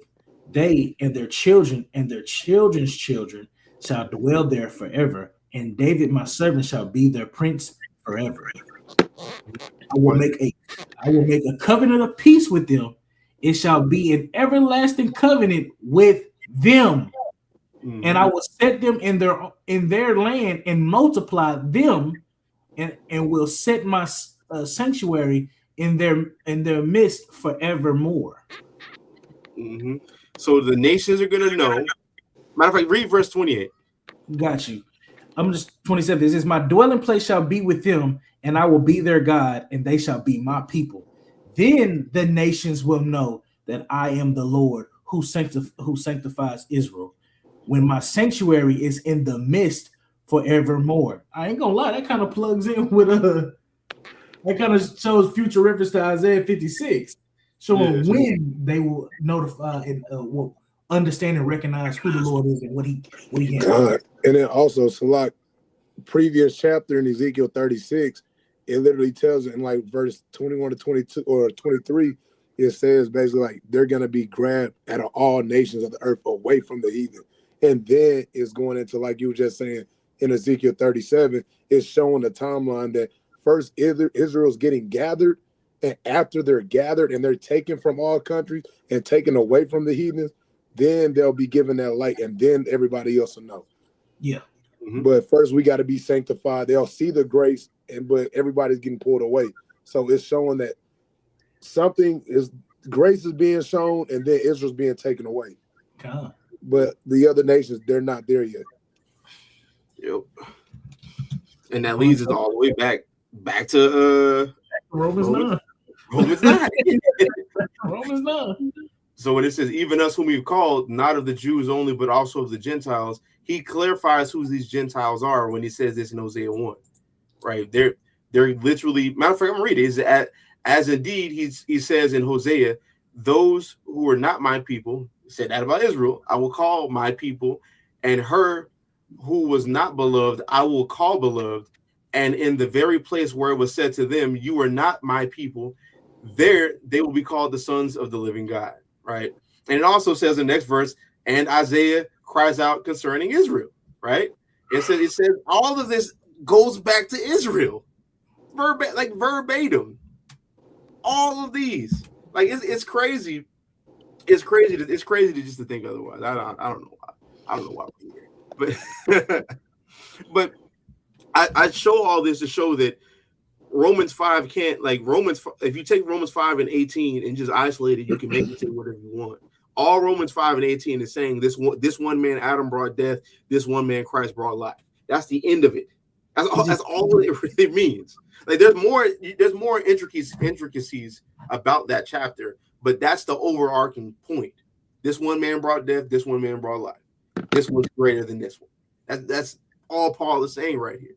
Now, that's how I would deal with that in a microwave way. Just in one more part, I want to deal with in a quick breakdown way.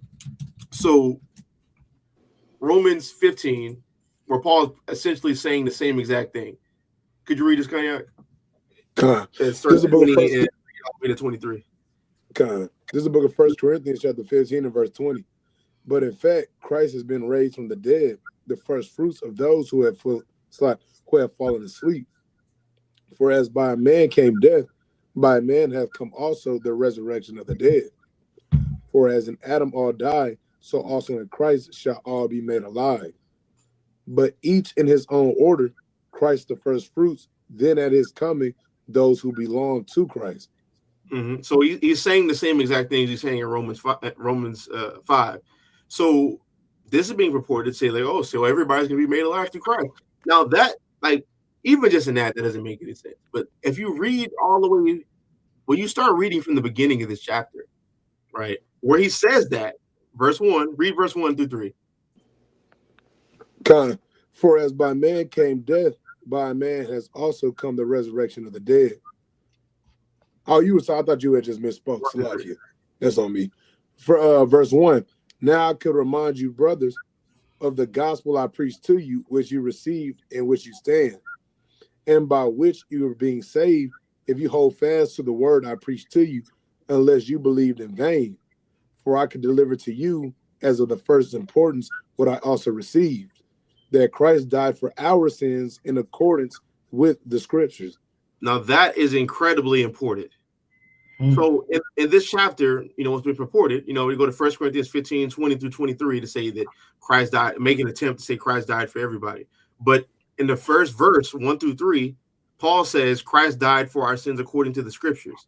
So Christ's death is outlined in the prophecies, right? Somewhat in the Torah as well. That's outlined in the Torah and the prophets.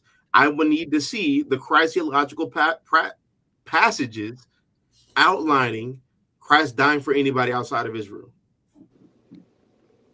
The floor is yours.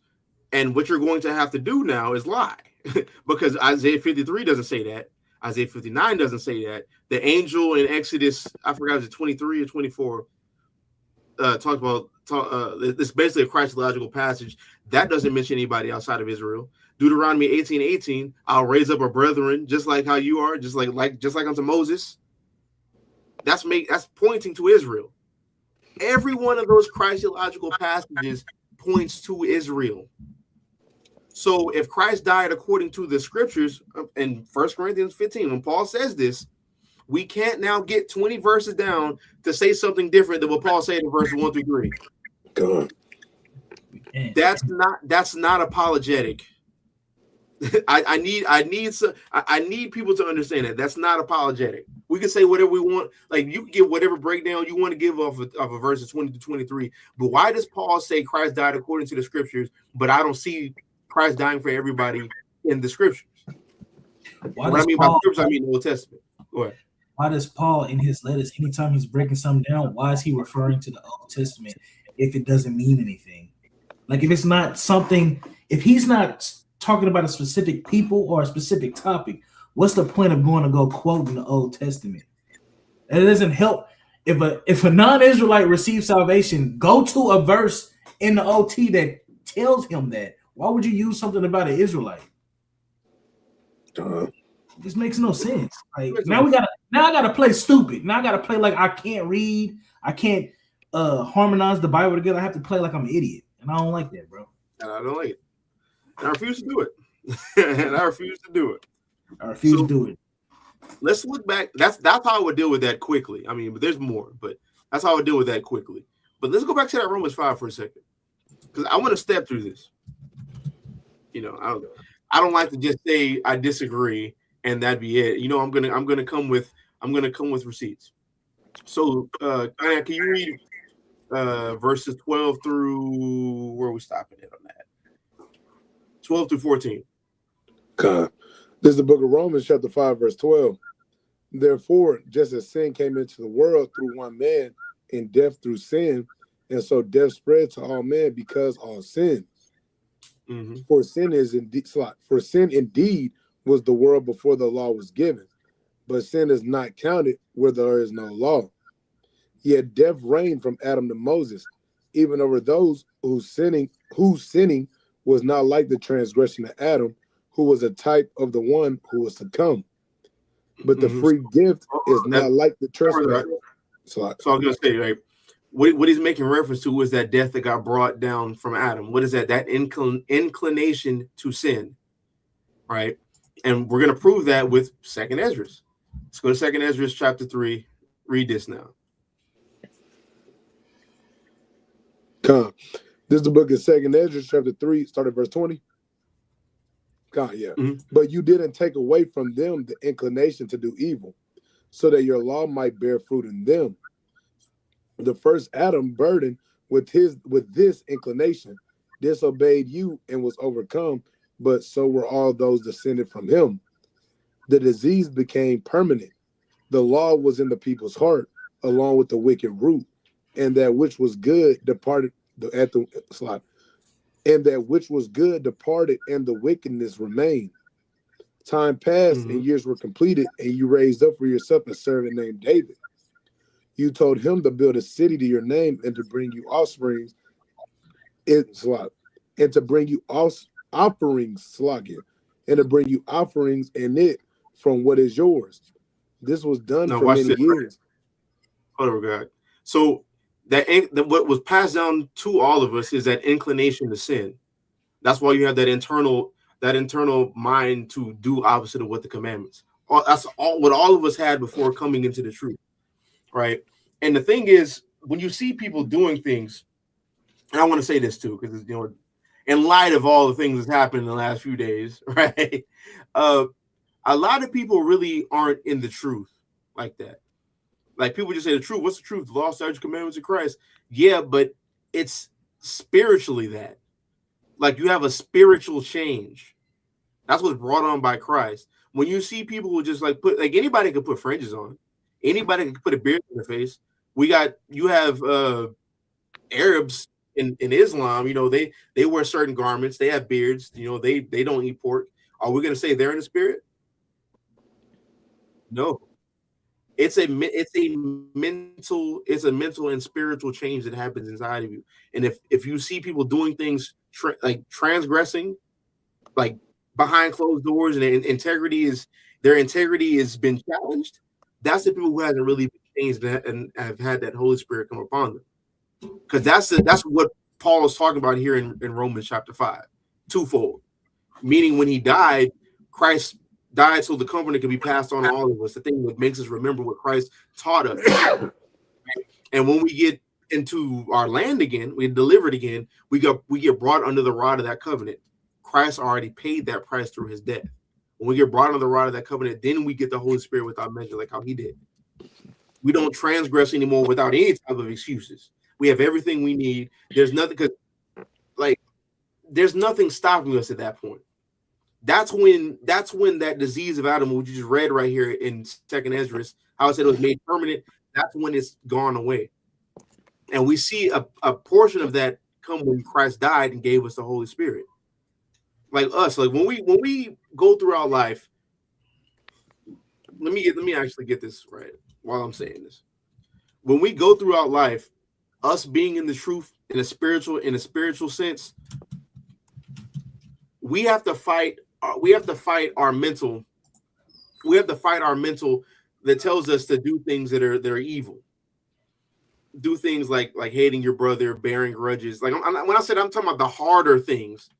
Plenty of Israelites will put fringes on, but I mean the harder things, like being talebearers, like being slanderers, like what's another one? Just like you could even put adultery. Yeah, adultery. Yeah, because a lot of people will do that. A lot of people will. Some people say, well, if they're not believing like how you doing, you could just put them away. That's not what Christ. That's not what the Torah says, bro. There's things like that, the harder ones that people can't see, right? When you give into your inclination to do those things, you're being of the devil. The whole reason Christ showed up is to free us from that mind state in this present and evil world. That's what Peter says. That's his whole point of him coming to destroy the disease of Adam. And who did he do that for? What did the prophecy say? Israel. But let's read this. It's going to back everything I just said. Read this 1 John 3:8. This is the book of 1 John, chapter 3 and verse 8. Whoever makes a practice of sinning is of the devil, for the devil had been sinning from the beginning. The reason the Son of God appeared was to destroy the works of the devil. The works of the devil is sin. Who did the Holy Spirit descend upon in Acts chapter 2? Jews from all nations. Who are the people right now? As far as just we're going to look at a nationality of people who are keeping the commandments, like legitimately. Like we can't say people are going to say, "What about the Jewish people?" Right? But are they? We're going to think about, are they? We saw like a few years ago they did a Pew Research study. 90% of them are secular. So it's about 60% of them. You said what? 60% of them are secular. They don't. I could have said 90. Oh, it's 90 now? I read 90 a few years ago. Oh yeah, when I I want to say when I first was coming to truth in like 2021, it was 65. So it could have changed, bro. It could have changed. I mean, it could be. You could be right. I could be right. We'll find out. The comment section. People are waiting for us to say something wrong. That's the only time they're going to comment. So that's it. They'll probably leave a comment. It's just one of these. But yeah, we are the only people who are making an earnest attempt to do this. Who are waking up and then trying to keep the commandments of God. Right? That's a partition of the disease of Adam being destroyed. It'll completely be destroyed in the kingdom war under the new covenant, but right now, it's the Holy Spirit has come upon us through Christ's death. That's the whole reason why Christ appeared, to destroy the work of the devil, which is transgression, which comes through that inclination to sin, right? I just saw your post. I was like, how the hell did he do that? I saw you comment on there. I was like, oh yeah, I got my phone. I've been looking in the chat and everything too on the side. Yeah, okay. But I was gonna say his whole purpose is to make it to where we have the ability in this present evil world to turn from these transgressions, to fight that inclination to transgress. All right. So read verse 9. Verse 9. No one born of God makes a practice of sinning, for God's seed abides in him, and he cannot keep on sinning because he has been born of God. And this is how you know certain people when things come out about certain people, that really wasn't somebody who's changed. You can't say you changed and this is what you do and this is how you act. You can't do that. Right? And everybody will say you can't judge me, but I mean, this is literally how you can judge somebody to see if they're really of God or not. Why would this be said if you're wrong for doing it? But like I was saying, this is the whole purpose of Christ coming to where you can be born again, so you don't make a practice of sinning. Read verse 10. We can keep moving. Verse 10. You scroll down just a little bit for me, so I can finish that full verse out. Verse 10. By this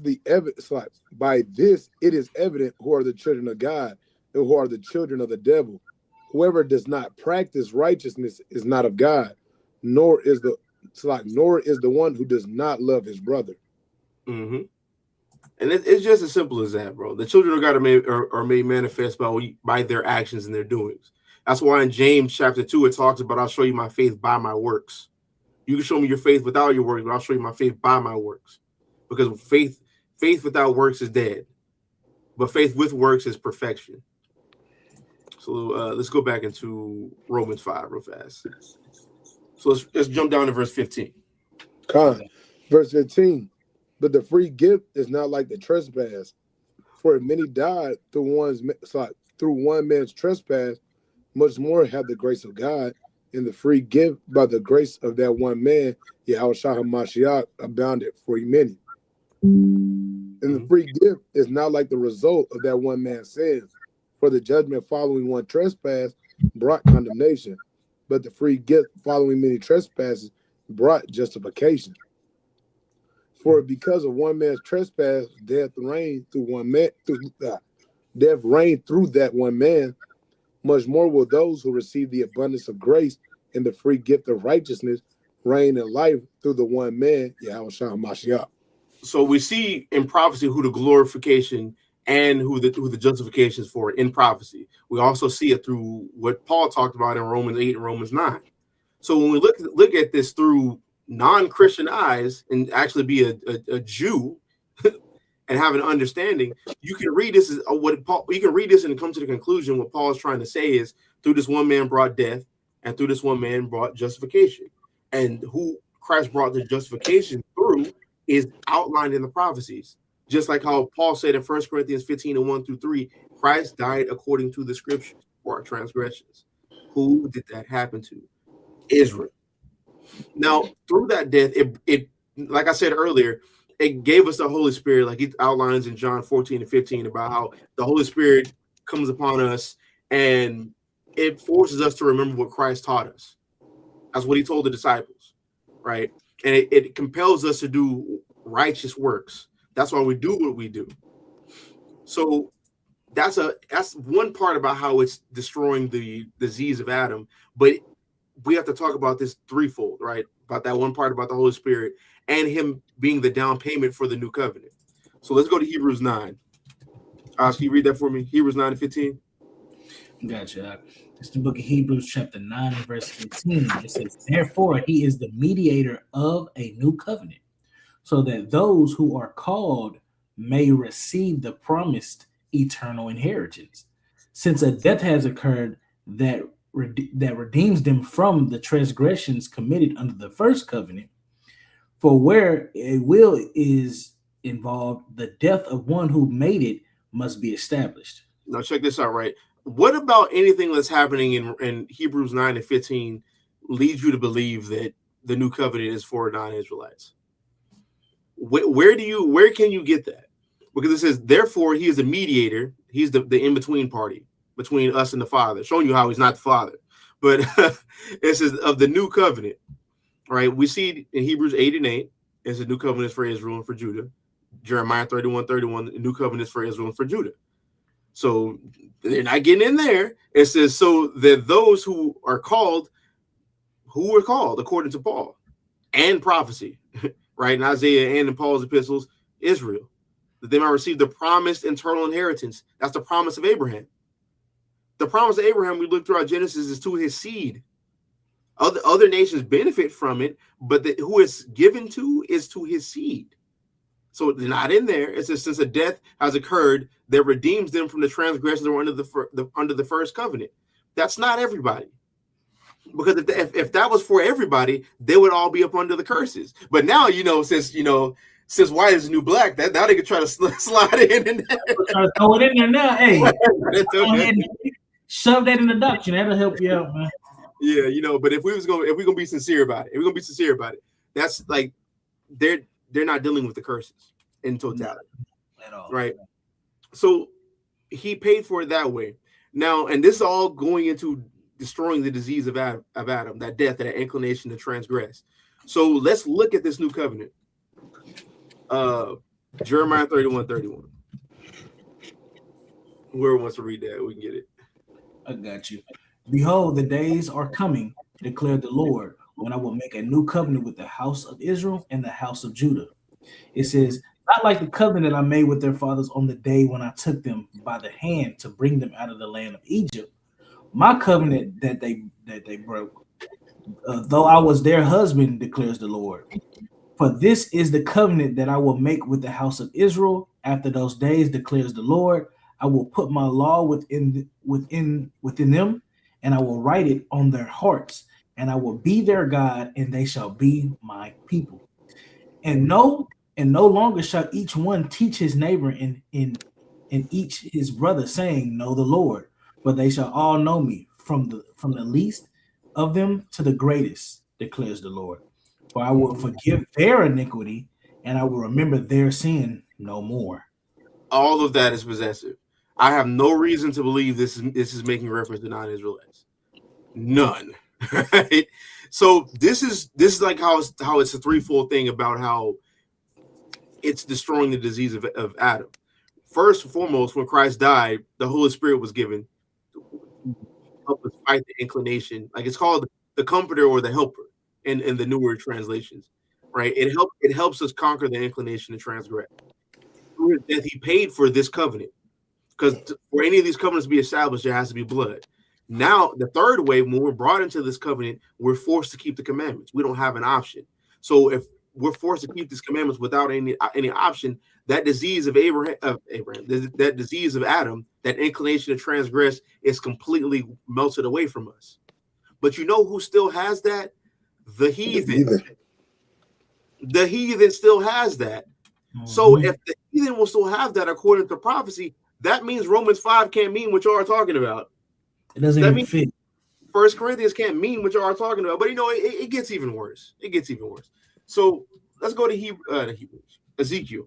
All right, Ezekiel 16.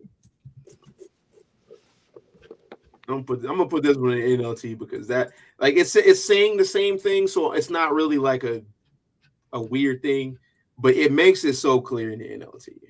Right. Watch this. Start at 59. Whoever wants to get that. I got you, bro. This is the book of Ezekiel, chapter 16 and verse 59. Now this is what the sovereign Lord says: I will give you what you deserve, for if you have taken your solemn vows lightly by breaking your covenant. Yet I will remember the covenant I made with you when you were young, and I will establish an everlasting covenant with you. Then you will remember the shame and all the evil you have done. I will make your sisters, Samaria and Sodom, to be your daughters. Hold up, stop right there. Hold up, stop right there. Right now, contextually, when you read this whole chapter, Sodom and Samaria is making reference to the nations, right? All the nations outside of Israel.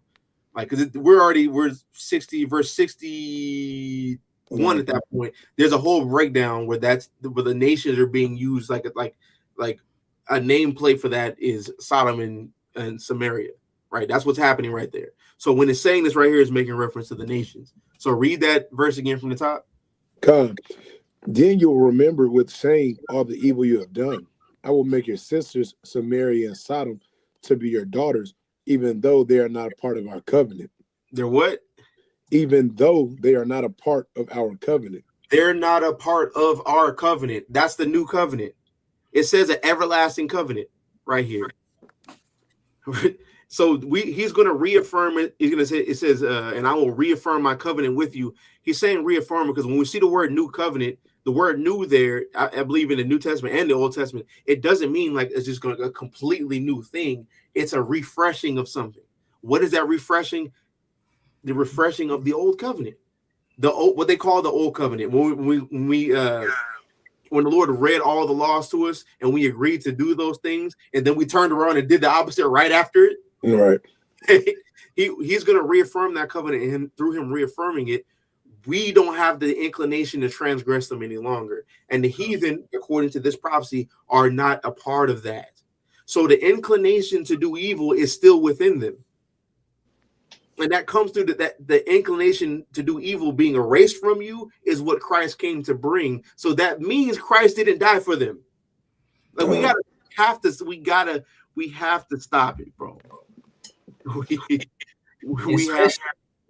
Go ahead. I was saying, especially if we see in the future prophecy that we have to rebuke the nations. We have to correct them. What's the point of us correcting the nations if they was gonna be part of the new covenant? Yep. There's nothing to correct. So let's do a little bit more in this, right? So let's go to get that back out of that. Isaiah 65. Isaiah 65, 17. Whoever want to get that. You got it, you want me to get it, bro? Go ahead. This is the book of Isaiah, chapter 65, verse 17. For behold, I create new heavens and a new earth, and the former things shall not be remembered or come into mind. But be glad and rejoice forever in that which I create. Hold on. He says, behold, I create new heavens and a new earth. The former things shall not be remembered or come into mind. This is making reference to New Jerusalem being saved. This is going into kingdom connotation passages. And I need that to be important. I need people to understand why that's important, because somebody will disagree with you when you say that. Right? So you need to be able to prove that. How would we go to prove that? Revelation 21. Watch this. Revelation 21:1. Then I saw a new heaven and a new earth, for the first heaven and the first earth was passed away, and the sea was no more. It says, and I saw the holy city, New Jerusalem, coming down out of heaven from God, prepared as a bride adorned for her husband. Right? What time period does that take place in? When Israel's delivered. Who is this holy city coming down? Israel. How do we prove that? How do we prove that not that this is Israel? It is Israel, but how do we prove that this is a people and not a physical city? Like how Gazam said the other day when we was in class, by the measurements of the city that's coming down, but also the passages right here in Revelation 13 and 12, the one that I use against these that I use against the people at that Christian conference. Revelation 3:12, it says, the one who conquers, I will make him a pillar in the temple of my God. Never shall he go out of it. And I will write on him the name of my God, the name of the city of my God. That's the city. The new Jerusalem, which comes down from my God out of heaven, and mine own new name. So that's how we know that this is making reference to people, right? So this is kingdom connotation, going into like eschatology, kingdom connotation, XYZ, right? So that's how we would prove that. Isaiah 65 is talking about that same exact time. So let's read this. Can you read that Isaiah 65 again? God. Isaiah 65:17. For behold, I create new heavens and a new earth, and the former things shall not be remembered or come into mind. I'll be glad and rejoice forever in that which I create. For behold, I create Jerusalem to be a joy, and her people to be a gladness. I will rejoice in Jerusalem and be glad in my people. No more shall be heard in it the sound of weeping and the cry of distress. No more shall there be in it an infant who lives but a few days, or an old man who does not fill out his days.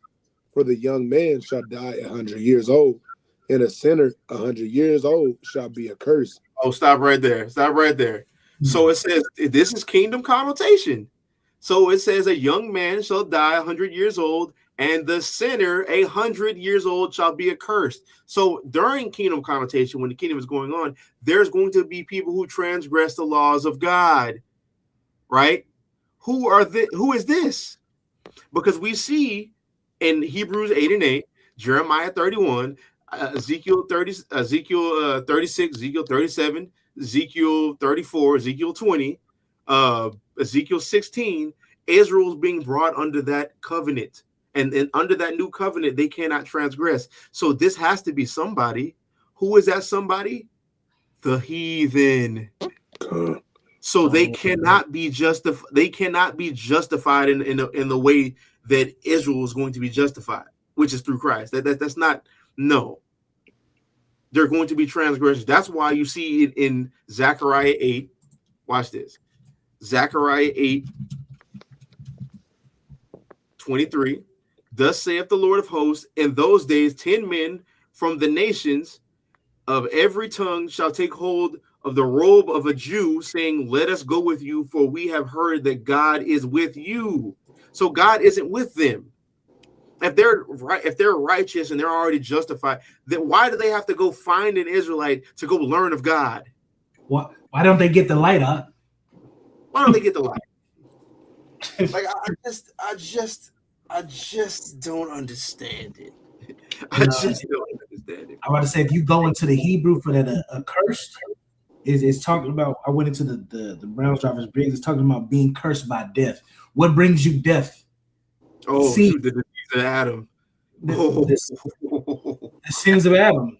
So that shows you in the kingdom, they still gonna have the disease on them, which, i.e., while we have to be the light to them. They're gonna be like little badass kids in the kingdom. We got to get them right. We got to get them right. And so when we get to Romans 5:18 again, right?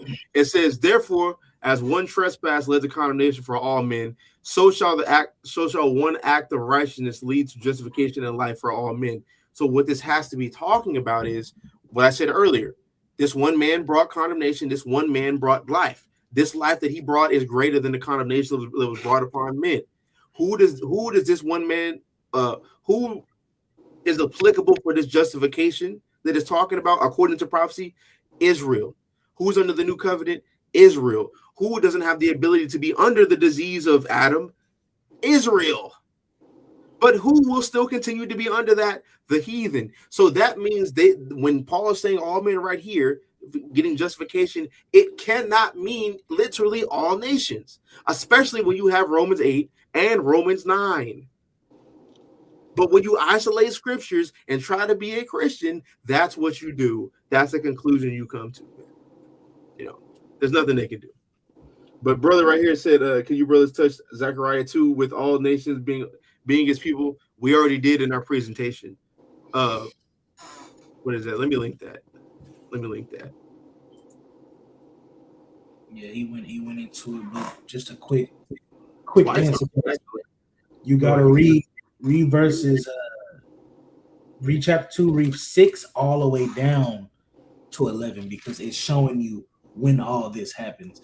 See, what's going on is people only reading that one part where it says that they are going to join us, and it makes it sound like, oh, well, then that mean again.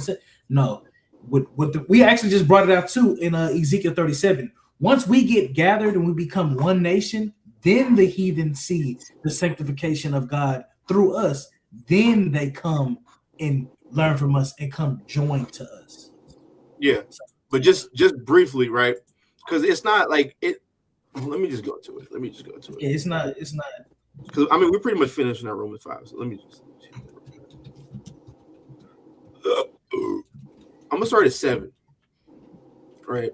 So Zechariah 2:7, it says, "Up, escape to Zion, you who dwell with the daughter of Babylon." Right. So in the end times, Israel's going to be with Babylon, in Babylon.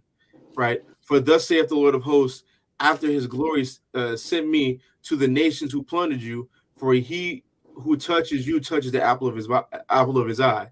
Behold, I will shake my hand over them." This is going into what we're talking about in Revelation 18, or pretty much all the passages about Babylon being destroyed.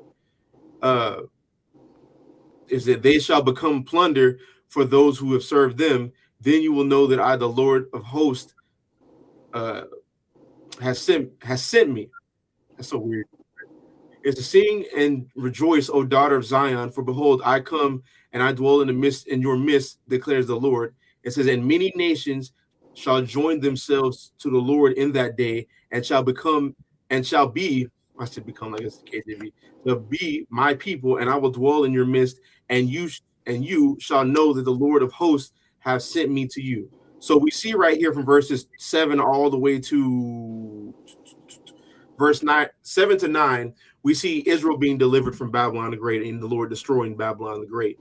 Then after that, through the expanse of time, after we've been built for a minute, nations are going to join unto us as far as worship, as far as being tributary, not really tribute. They're already going to be tributaries to us, but they're going to join and then follow our God. They're going to have to, but they're not going to have the inclination of wickedness outside of them. They're always going to have, like how we have right now, we have to fight what our mind and our flesh wants us to do. That's not going to be taken from them, but they're going to try to come and serve our God. That's all of this is talking about. It's like that's what it means about being his people. You see that outlined like in Isaiah 56, which happens after the temple has been created. Right. That's what's happening. But so you see it again in Jeremiah 3 and 17 through 19. Yeah. And Jeremiah 12. Yep. When it's matter of fact, let's hit that actually. It's all over the place. Where is that? Where does it say that in Jeremiah 12? It's right here. 15. Hit this real quick. It's Jeremiah 12 and verse 14. It says, "Thus said the Lord concerning all my evil neighbors who touch the heritage that I have given my people Israel to inherit. Behold, I will pluck them up from their land, and I will pluck up the house of Judah from among them. And after I have plucked them up, I will again have compassion on them, and I will bring them again, each to his heritage and each to his land." So this making reference to us and them. So it's going to come a time where like we see the new heavens and new earth, like that's going into the revitalized earth and the new rulerships being our rulership, right? So he says he's going to pluck them up just like how we were plucked up. He said, "After I plucked them, I will again have compassion on them." Who is that in this aspect of verse 15? Everybody. He's going to have compassion on us. Like he's going to have compassion on Israel first and then build us up. And then he's going to bring everybody back to their own land. That's why you see in Zechariah 14, I forgot which verse it is, like the number wise, but they're like the Egyptians are going to be back in their land. They have to come up to Jerusalem and to keep the Feast of Tabernacles. If they don't do that, the Lord's going to put a drought upon their land. It literally says that in Zechariah chapter 14, like the second half of it. So people are going to go like after they've served us, they're going to go back into their land. And it says, "And I will bring them again, each to his heritage and each to his land. And it shall come to pass, if they will diligently learn the ways of my people to swear by my name as the Lord lives, even as they taught my people to swear by Baal, then they should be built up in the midst of my people." That's what Zechariah 2 is making reference to. That's what that's going into. Y'all got anything you want to add? Just saying, this is all another place the brother can go to is Isaiah chapter 2. Like this is a how do you say it? Like it's a, you said it before, but you said it again. Progressive. It's progressive. Like after the kingdom not gonna be built forever. It's gonna come a time where everything's gonna be built. So then, boom, after that, the heathen go back into their heritage, their own land, and then they got to come up and learn from us. That's just about it's it. Forever, like that's. If they don't, then it's death. Death or a drought or some type of damn curse. It's gonna be fried. Yeah, either way it goes. I mean, just thinking, matter of fact, when you look at that in Zechariah 14, because like think about what a drought brings. Because like a drought to us damn near exterminated our race. You see what happened with Joseph, and he went down to Egypt, and the Lord, I forgot if it was him or the Lord said like, he was put there basically so he can establish our race. What was that? I said that in the freaking presentation. What verse is that? Let me find that verse. Where it says he was put there to establish. Isn't it in Psalms? No, I'm paraphrasing it. Let me open up PowerPoint real quick. Yeah. If anybody tries to like, you said we'll say it again. Oh, you go ahead and say what you're gonna say. I was just about to say, if anybody tries to hit you with the okie doke and be like, well, see, it says these non-Israelites are going to join to us. Yeah, duh, they're going to have to. They're not giving you the full spectrum of the timeline of how this thing plays out. After we get saying we're exalted, we are the top nation on earth. You're going to have to come learn from us, brother, or you're going to die. No cap. And then the double down on what you're saying, even in our law, if we do have a vassal or anybody that's joined unto us, they have to get circumcised. They have to do certain things. You become forced labor. I say in Deuteronomy 20, the people who we tell them, hey, we're gonna come take over your land, and they submit to us, you become forced labor. Yeah. It's in our Torah. Yeah, this is what I was making reference to. Genesis 45:4. It says, so Joseph said to his brothers, come near to me, please. And they came near, and he said, I am your brother Joseph, whom you sold into Egypt. And now do not be distressed or angry with yourselves because you sold me here. For God sent me before you to preserve life. For the famine has been in the land these 2 years, and there are yet 5 years in which there will be neither plowing nor harvest. Why? Because I believe it was a drought that came upon the land, right? Yeah, it was funny. Yeah. Famine, drought, it's going to be bad. Yeah, so when you have a famine and drought upon your land, that causes death. So it was in the Lord's plan that Joseph be sold to Egypt so that he had an ability to preserve their nation, to preserve the rest of the children of Jacob. That's why it's stressed so hard when you see in Zechariah 14, when you read this. Let me see the plague. Where is this at?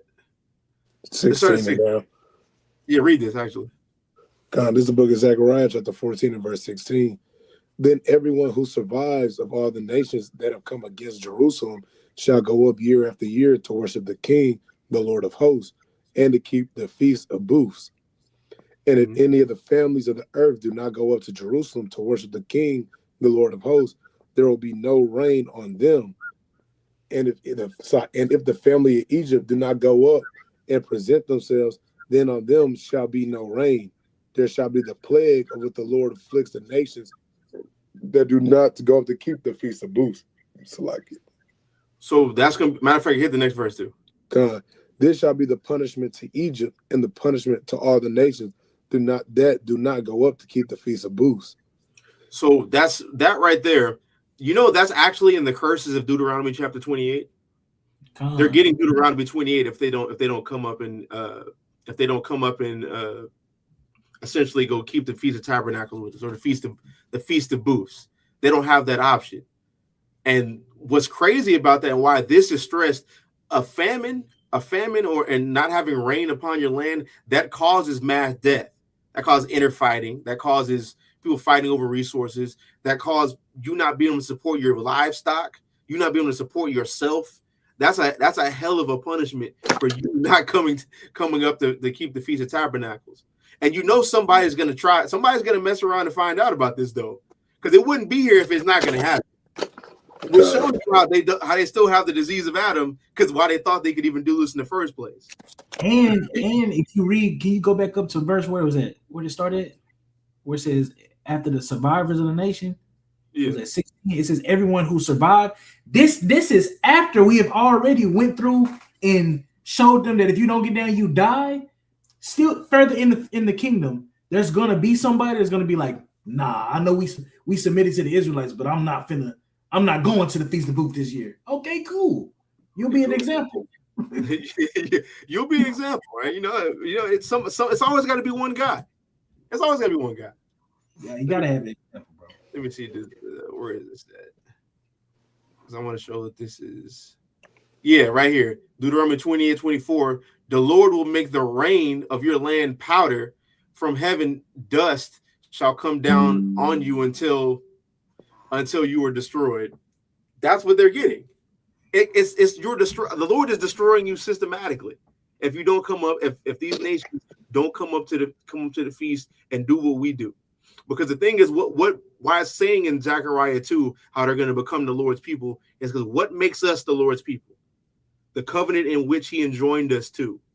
They're going to have to come up to Jerusalem and keep these commandments, right? They're going to get told them, and they're going to have to do that. If you don't do that, like we see in Zechariah 14, he's going to put Deuteronomy 28:24 on you. He's going to make the rain of your land into powder, and dust is going to come down until you're destroyed. That's what's going to happen. So it's not like, it shouldn't just be a thing where, like, because a lot of people see like, oh, heathen are becoming the Lord's people. What does that mean? That's not that deep. There will always be a difference between us and them. Just like it says in it was at Exodus where the Lord what does it say? He put a difference between Israel and the Egyptians. God. Yeah, there'll always be a difference between all of us. But yeah, man, that's the majority of what we got, right? Of what we did to, like, as far as like the breakdown I want to go into. I have more verses, but I will say this though, like as far as when I'm talking about the Holy Spirit, about how when Christ died, he put the comforter, he allowed the comforter or the helper to come help us, right? To teach us all the things that Christ taught us. Paul follows that up in the next chapter, in Romans chapter 6. The whole thing, like literally the whole thing, is the beginning of what Christ did when he died. Like that explains what the comforter comes to do. All right. I put that in my list, but I think it'd be kind of a lot to read 23 verses that all pretty much say the same thing. Yeah. So I just want to mention that. If everybody wants to go back and read that, that highlights what I was talking about. But yeah, man, you know, I hope everybody was edified. You know, hit the like button. You know, if you love your brethren, you know, share it if you love your brethren. You know, leave a comment. Tell us how we're wicked. You know, I'll see your comment down there and I'll look at it and I'm just like, yeah, that's one comment that helped me in the algorithm. Right. You know, it's two words. It's SEO and engagement. I'll look at your comment. I was like, yes. You know, that's how it would be. Like, it's a cool story, bro. You know, but if it be on your heart, Cash App the Masada DTX, or leave a super chat. Also, I don't what's y'all's Cash App? Y'all got we got to start a new one. So okay, got we still bit. But if y'all want to donate, just hit on our channel, hit in the comments, hey, how can you donate to us, and we'll be able to direct you where to send the money. Just send it to Masada. We got him. I promise. We'll hold it for him. We'll hold it for him until they get. We'll hold it down. But no, I'm just playing. And the reason why I mention this too, because people always like, "Oh yeah, you guys just want money." But the thing is, alms cover a multitude of sins, right? People need a place to give alms where it makes sense, like when you're getting, like a place where you're getting fed from. For so long, we've been giving it to the Christian church, and they've been giving us a pork sandwich after church. And like that's why I bring that up, though. But with that, I'm gonna say, call halal Yahweh by Shema Mashiach Yahweh Shai, man. Shalom. Shalom.